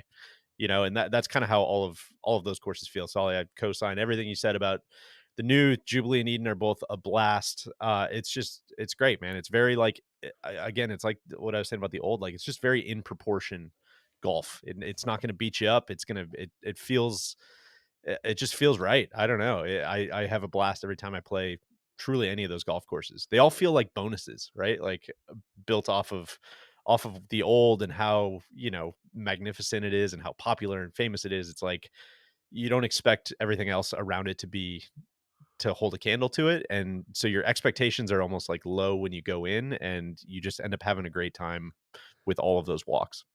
And I'll like, I don't want to. It's either 7-3 or 6-4. That's my old and new course split, right? I mean, I if I had 10 rounds, I wouldn't want to spend all 10 on the old. Honestly, I love playing the new. It's such a great compliment, right? It's so not similar. It's on the same stretch of land, and it's not at all similar to the one Yeah. next to it. That it's like such a great variety. And to me, Jubilee is well worth your time. It's a clear rung below new for me, but they've also done a great job maintaining that over the years. There's some funky holes on Jubilee, some not I think not the highs are just as high, yeah, but the there's some lows are a good lot holes. lower. The eighth hole at Jubilee is just fantastic. Like this dogleg left bending par four that sits in these dunes. Like there's some seriously, seriously good golf holes out there. Couple of that are just kind of funky, and it's the Jubilee has been many different iterations over the years. This is the fourth incarnation of the Jubilee, and it was opened in 1989. I think this version of it. I mean, this 18-hole version of it, and it's again worth your time. I just like you just can't miss the new when you're there, honestly. And I would rank it old, obviously one, new, Jubilee, Eden would be my ranking of the four that are all right there. But I think Eden's worth your time too if you're spending a lot of time in St. Andrews. But I think if you're in St. Andrews for 3 days, like the at least the front nine of the Eden, it's not to be missed. yeah, Yeah. Like go out and have a afternoon twilight knock yes. out there. The next one gets it's an interesting wrinkle in the conversation, in the discourse. Deej, we're heading off property to this one. We are. We're going to drive up the road to the Castle Course, which is probably what, 15 minutes or so Yeah. outside of the town of St. Andrews. Stunning piece of property. You get some unbelievable views out there, which we will talk about. So, the golf course here opened in 2008. It was designed famously by David McClay Kidd off of the success of his golf course at Bandon Dunes. Kind of seems like the Links Trust's effort to keep up with Kingsbarns, which was built fairly recently in the area as well. I think that opened in 2000. I think there was some anniversary stuff as well about this idea of all right, it's time to add a new course to the portfolio here. Immense pressure that David McClay Kidd was under to be the guy who was tabbed to add a course to St. Andrews, the most famous golf destination in the world, the oldest golf destination in the world. Like, hey, why don't you just come up with something something brand new? It almost feels like somebody, going into the Louvre or, any famous art museum and just be like, yeah, why don't you just paint something to like hang next to the Mona Lisa here? We just want a lot of people to see what we're doing with modern stuff as well. Controversial reception to the golf course. I don't know if you guys want to get into kind of big picture thoughts now, or if we want to talk about the Tom Doak of it all. Where do you think we should go? Take us there. What's it look like? What's it like? Is it like the old course? Is it like the It new is not. course? It is not like the old course. It is not like the new course. I would say it's the best comp for me.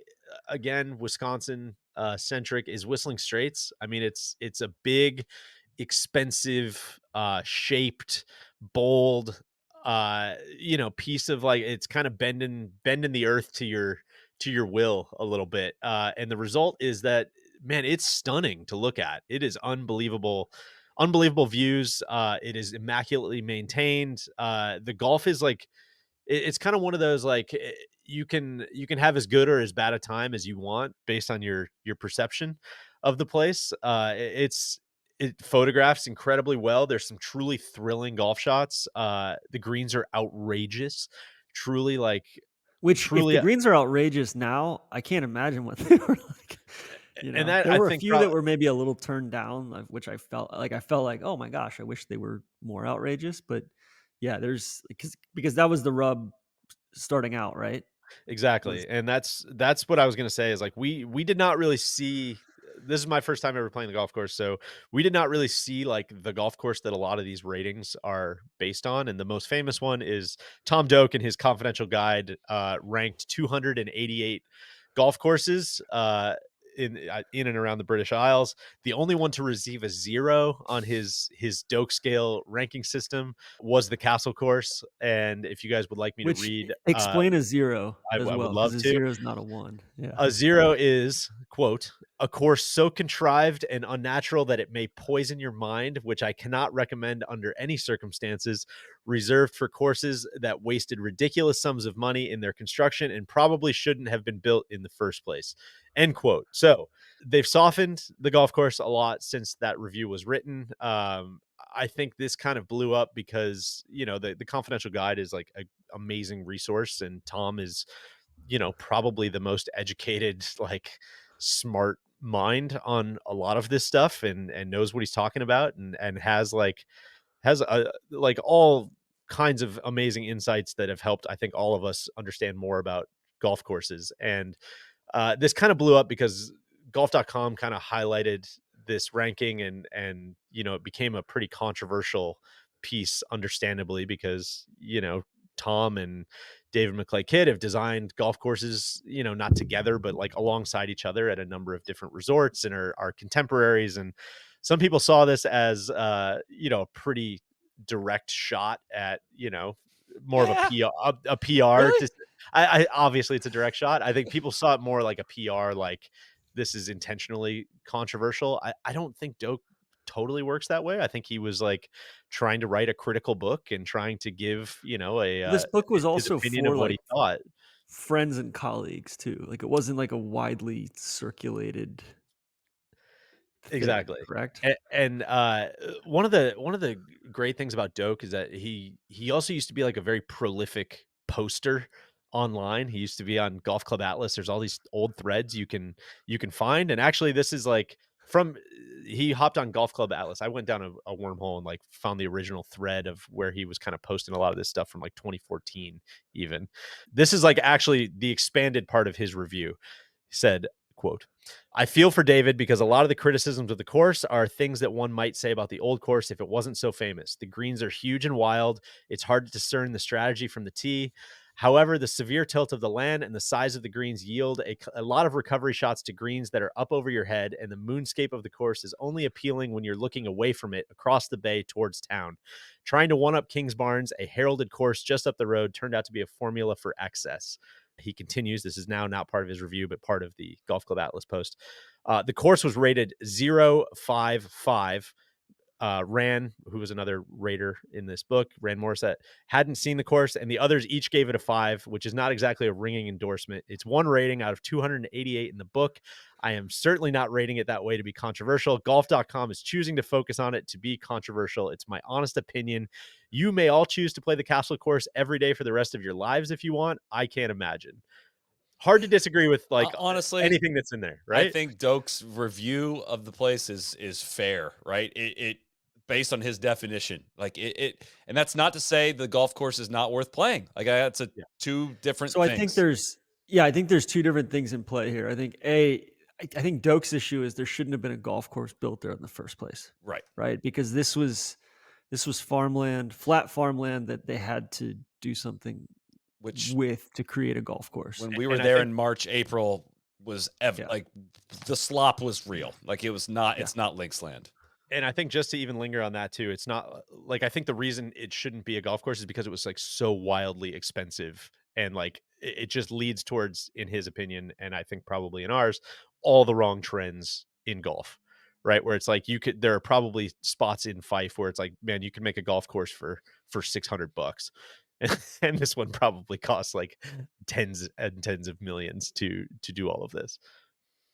Yeah, that's right, and transitioning into what we think of the golf course, right? And we so for the video, we're not going to spoil it, but we went out and played a scramble out there, which I think helped our Yeah. impression of the golf course. And it's always an interesting, not to race to the end of it in terms of like, what do you recommend on this? We can kick it off by that and kind of then discuss it. But I always struggle with when people have the castle on their itinerary for their first trip to Scotland.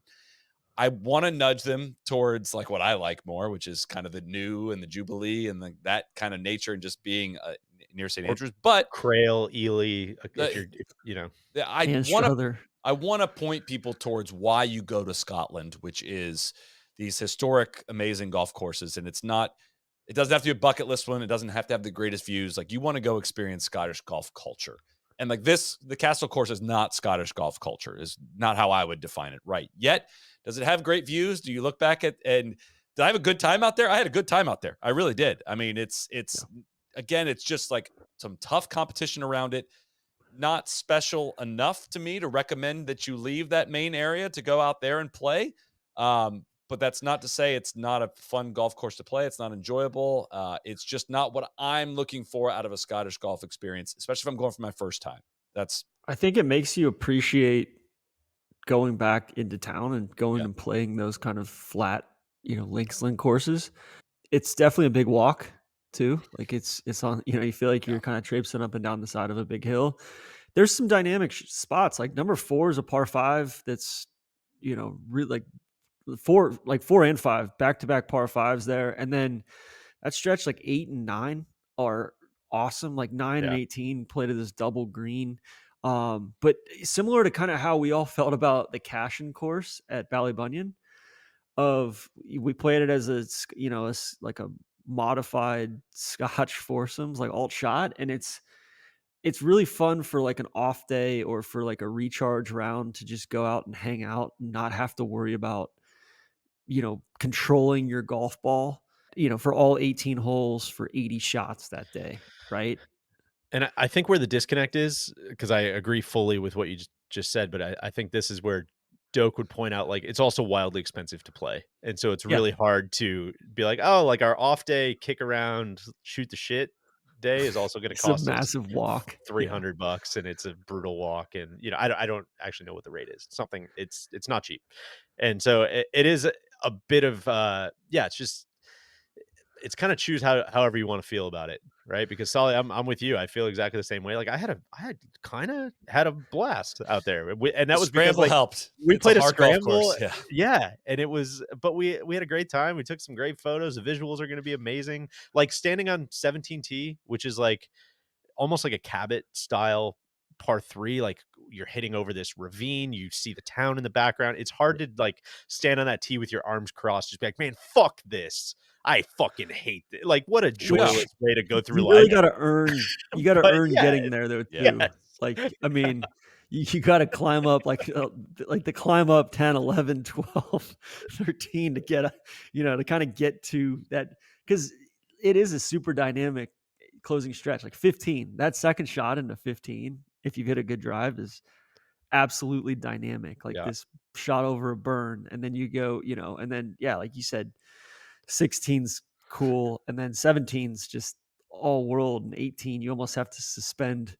All right, wait, where am I hitting this? How far right am I taking it? Especially if you're playing a scramble and you've already got one, Right. in the fairway too. So yeah, it's definitely the kind of place too where like if the wind was blowing, it would beat the shit out of a high handicapper as Totally. well. I think, yeah, I mean, Sally, you said like, skipping ahead to the what's your recommendation?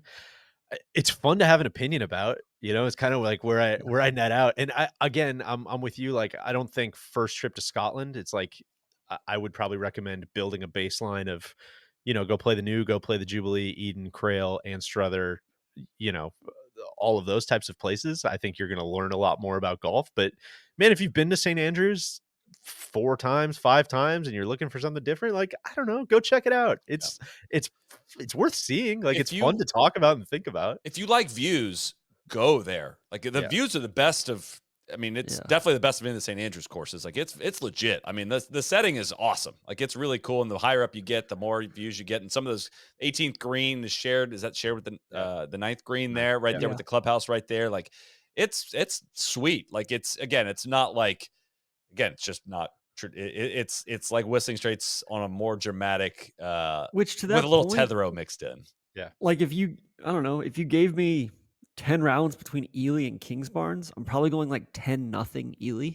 Yeah. And if you gave me 10 rounds between Ely and the Castle Course, I'm going 10-0 Ely. But that doesn't, like that's just because I'm not going to Scotland to play Yeah. these types of golf courses. But I think a lot of the locals that play on the links card, like they're like, oh, this is fun to do. Like it's Yeah. like a nice offbeat change of pace.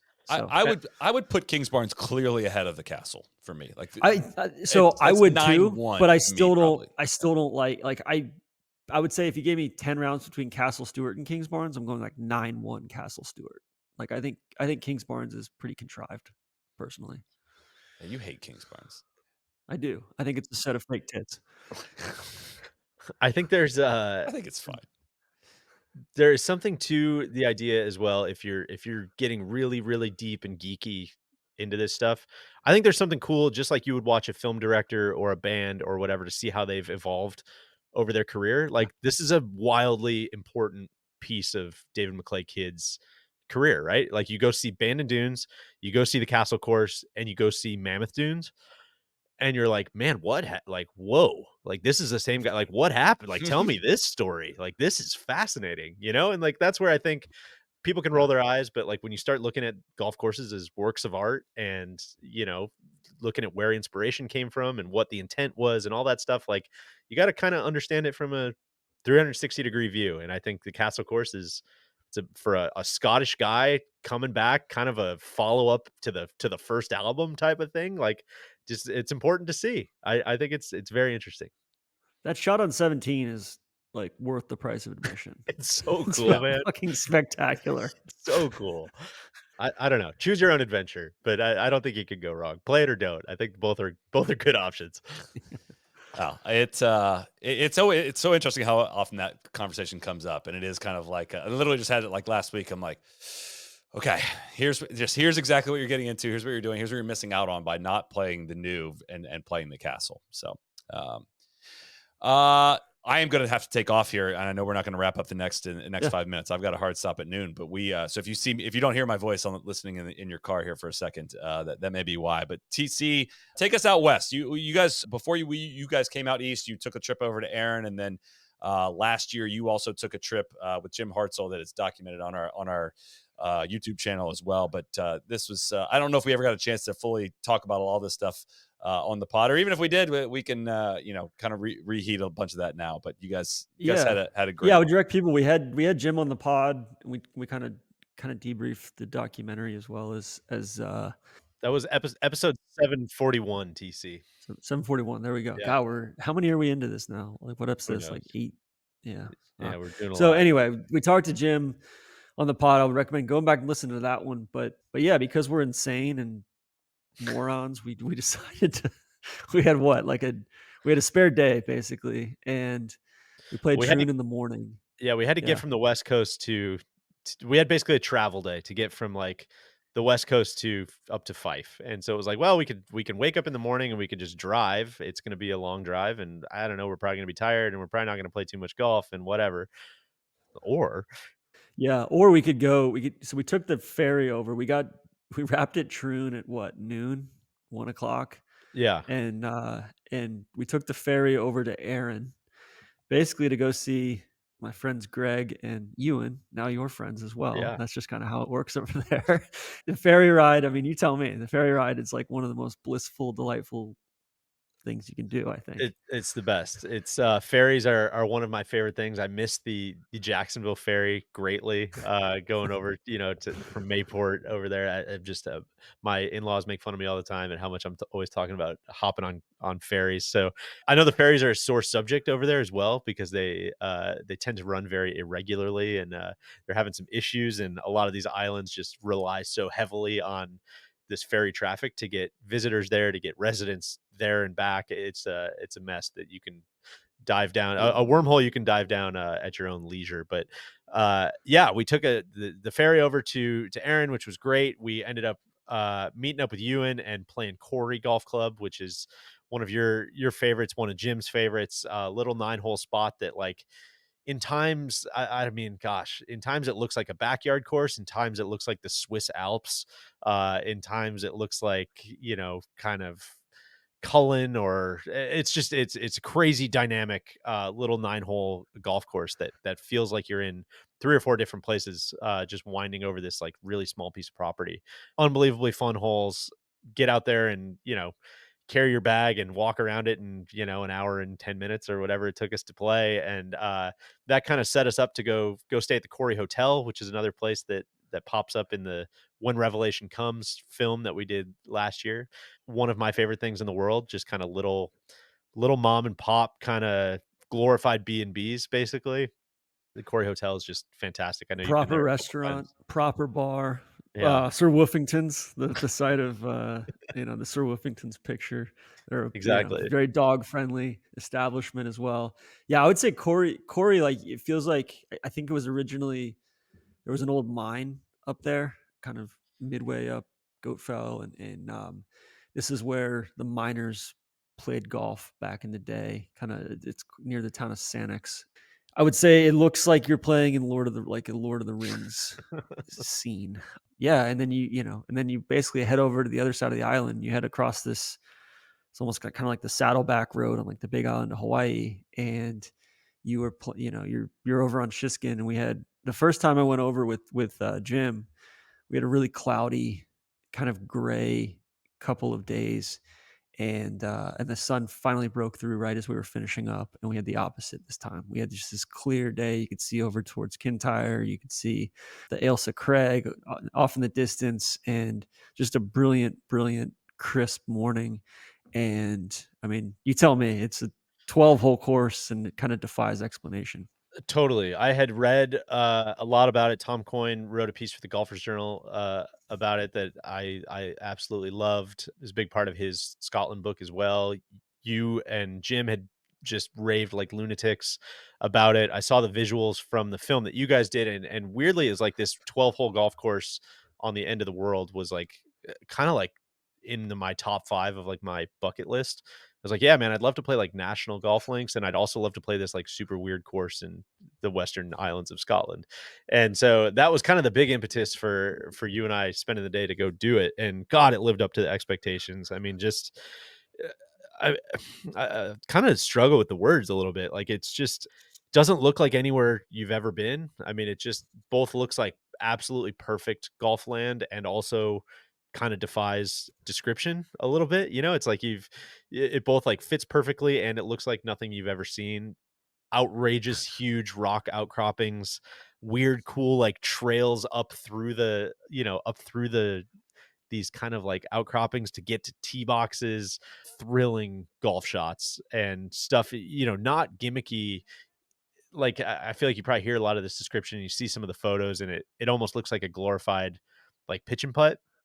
Not the case at all. Very proper golf course. You have to hit like every club in the bag. You have to hit really proper shots to score well. And just watching like Ewan and Greg navigate the place was really fun. They play there all the time. Absolute like add it to your list type of place. The people were the best people on earth. It's just like just so hospitable, and love hearing where you came from and why you sought this place out. The golf course, it's like the most hostile, just environment for a golf course like around. And the people that keep it looking like a golf course are putting up a pretty heroic effort to do so. Yes, It's I think Stewart's one of the best in the business. Yeah, He's just a character too. Like I'm glad you got to meet him, and he rolled up on his new tractor and that he's all excited about. And exactly.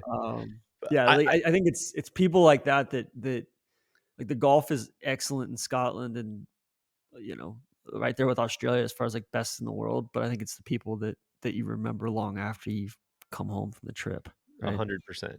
And I think my other big takeaway, just like as it pertains to the listeners of this pod, is like when I watched the film that you guys did, and when I've heard Jim talk about it and heard other people write about it, I'm like, oh my god, this must be like a day and a half trip to like catch all kinds of connecting ferries to get out there, and how do like, yeah, that's just like not realistic for me to do. And when you actually like spelled it out, it was like, no, we're like here at Troon where they're going to be playing the Open Championship, one of the biggest tournaments in the world. And like, no, we can just go. It's like it's like an hour ferry. Like there's one leaving in, 90 minutes. Like we just got to drive to the ferry and hop over. Like it was much, much more accessible than I thought it was. And I know there are Yeah. islands that are not like that. And, there's more of those like northern, like northwest islands that get really far out there that Jim loves to explore. But this was not really one of them, man. It was pretty accessible, and it's one that is like very doable if you're doing a West Coast of Scotland trip.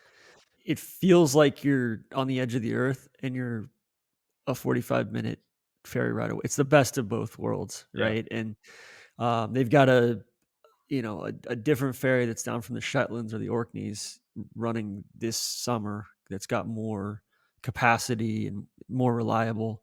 The ferry thing, if you want to Google that, Calmac ferries, it's like a whole. I mean, it's a whole political hot button over there in Scotland, but where it's really keeping some of the people in Erin kind of hostage, right? A lot of people are moving off the island and all of that because it's just hard to run a business when you can't rely upon your main kind of source of revenue and all the visitors. But yeah, I mean, like I'm planning a trip right now I'm gonna meet Jim over there, our friend Dan Horner, who was in Tour Sauce season 1. I'm gonna be over for the Open and staying over near Troon, hang out at Prestwick for, you know, 2 or 3 days. And then I've never played Western Gales. I've never played Turnberry.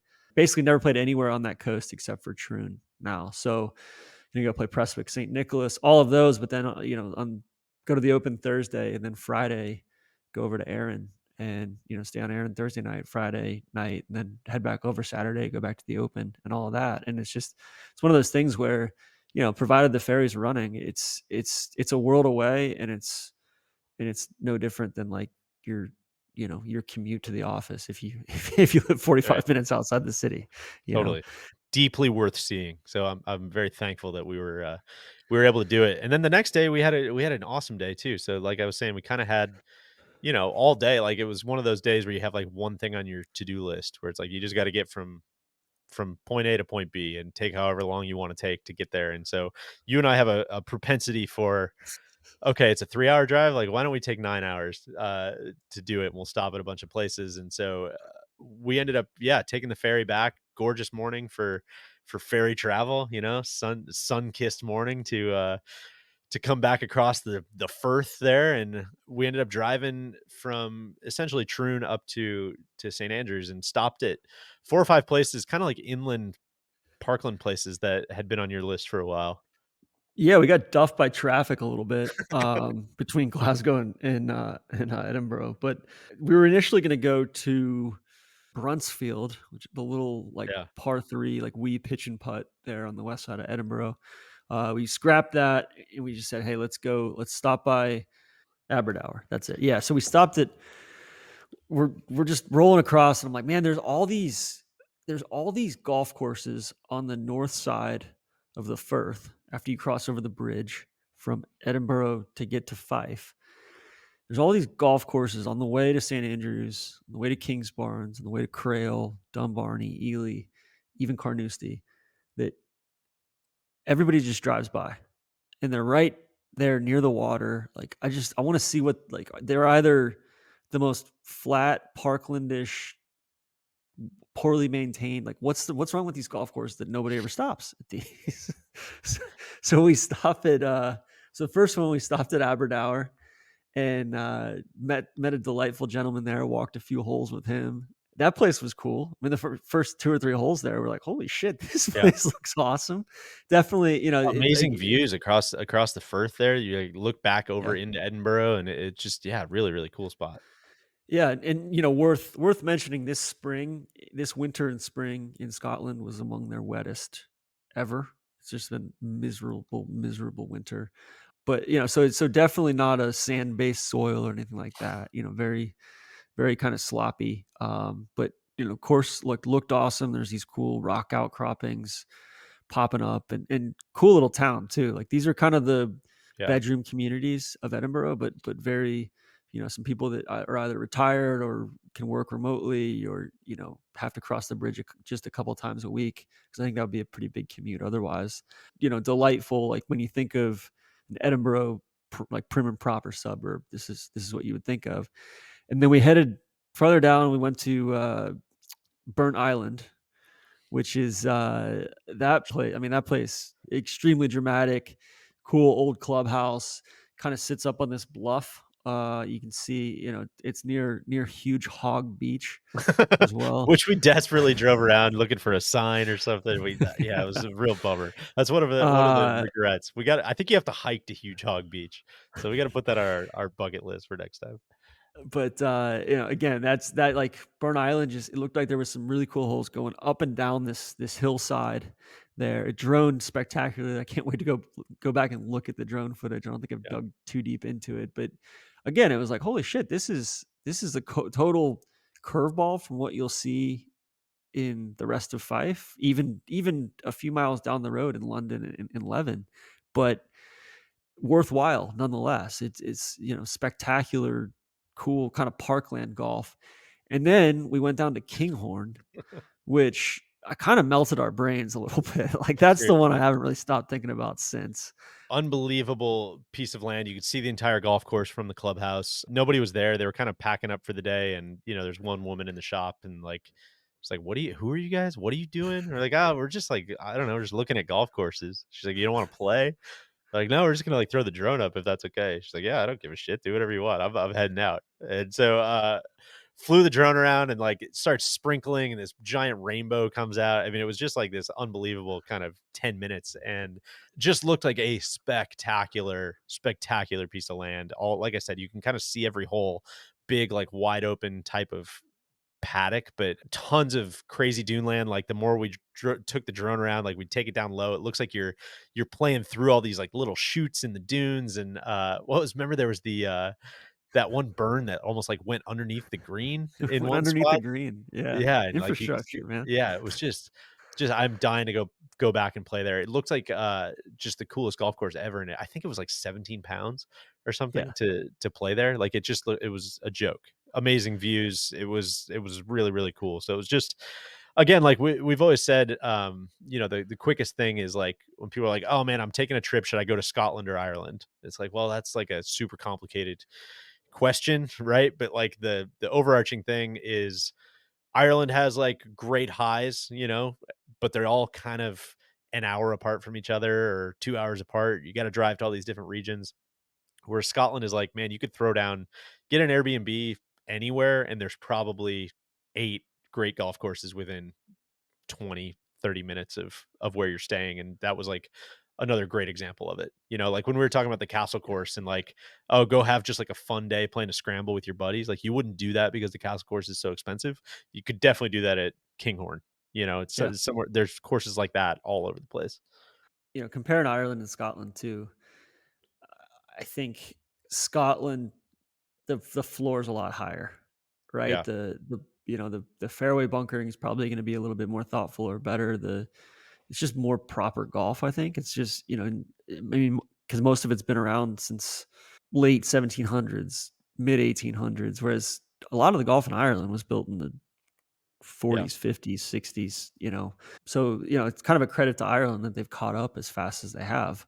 But yeah, I mean, I feel like I learned so much about the the championship courses or the top 100 courses when I play a place like, when we played Kilspindie on Tourist Yeah. Sauce, or like I'm planning, like next in a couple weeks, we're going over, like, on the East Coast.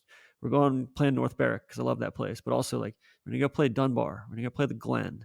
I really want to go play Kinghorn. Like and I'll learn more about golf and Fife playing those places and what makes the championship courses what they are by comparing and contrasting. And also sometimes the championship courses they're just that, they're championship courses. And Yeah. I don't want to do that every day. I don't want to get the shit beat out of me every day. I want to go hit fun golf shots and play more par threes, or be able to just go play a match, and instead of feeling like I'm girding myself against the course a little bit. Right. So it's like when you go to Carnoustie, like go play Panmure. Like there's so many B side and even C side courses that you can go play, and really, I mean, same thing here. Like we really wanted to go play London. I think they were doing a bunker renovation Yeah. That place is during our so trip sick. over. And I've never played Leven before. I've driven past it, but London's fantastic, and that I think that way too often gets overlooked within Fife. But I think the beauty of Scotland is there's no wrong answer, Yeah. right? Like even for the most part, the central part of the country is probably a blind spot for me, or the southwestern part of the country. And but like driving up through, like you go play Pitlochry or Boat of Garten, or like there's all sorts of little places where you can just go get lost for the day, and it's not a waste of a day. It's essentially like, God, go discover something that you know, barely any other Americans, or I mean, shit. Like sometimes you talk to Scots and they're like, well, shit, man, I have never played over there. Like I Right. haven't even explored my own country, kind of like you have. And So that's kind of the badge of honor is when you roll into like those parking lots and you start talking to people and they hear your accent and they're just like, huh, like what? Like, why are you here? Like, what are you doing here? It's a really fun, I don't know, you're just gonna meet more people and get more stories, and it's just gonna be a much more like enriching experience probably than like, oh, I can't wait to take an Instagram photo of the 11th hole like yeah. everybody else did. Well, and it's so much more inexpensive Yeah. too, and there's just so much more quirk. I like quirk. I like weird shit. And quirk isn't allowed on a lot of championship golf courses, right? Or Yeah. on a lot of crazy touristy spots. So I think there's a certain sense of, hey, you want to go see the stuff that truly makes Scottish golf special? Go get off the beaten path a little bit. So Here, here. Well, TC, that was our trip. I mean, we saw a lot, we did a lot, we uncovered more of the map, and there's still, another lifetime's worth of shit to keep going and doing. So, fun being with you. Anything else to add before we wrap it up? no, just I'm still thinking about the old course regular way and reversed. I mean, it's as good as it gets, man. Like it's truly it's the most worthwhile golf experience you'll ever do. Yeah. Either direction. Indeed. Well, thank you again to the Links Trust for making this possible and kind of giving us the critical mass to take this trip. I cannot wait to get back. Thank you to you, Solly, Andrew, Ben, Patty, everybody that helped with all the filming over there while we were there. Uh, Thanks to Footjoy, thanks to Yeti who kind of was another big impetus for us going over there. I can't wait to get back, TC. I know you're going back and very, very soon, and I'm very jealous. So I can't wait to follow along. All right, thanks for listening, everybody. We will be back next time. Cheers. For FanDuel, you must be 21 and older or 18 and older in D.C. and President select states. FanDuel is offering online sports wagering in Kansas under an agreement with Kansas Star Casino LLC. Gambling problem? Call 1-800-GAMBLER or visit FanDuel.com/RG in Colorado, D.C., Illinois, Iowa, Kentucky, Michigan, New Jersey, North Carolina, Ohio, Pennsylvania, Tennessee, Vermont, and Virginia. Call 1-800-NEXT-STEP or text NEXT-STEP to 53342 in Arizona, 1-888-789-7777, or visit ccpg.org/Chad in Connecticut, 1-800-9-WITH-IT in Indiana, 1-800-522-4700, or visit ksgamblinghelp.com in Kansas, 1-877-770-STOP in Louisiana. Visit mdgamblinghelp.org in Maryland. Visit 1-800-GAMBLER.net in West Virginia, or call 1-800-522-4700 in Wyoming. Hope is here. Visit gamblinghelplinema.org or call 800-327-5050 for 24/7 support in Massachusetts, or call 1-877-8-HOPE-NY or text HOPE-NY in New York.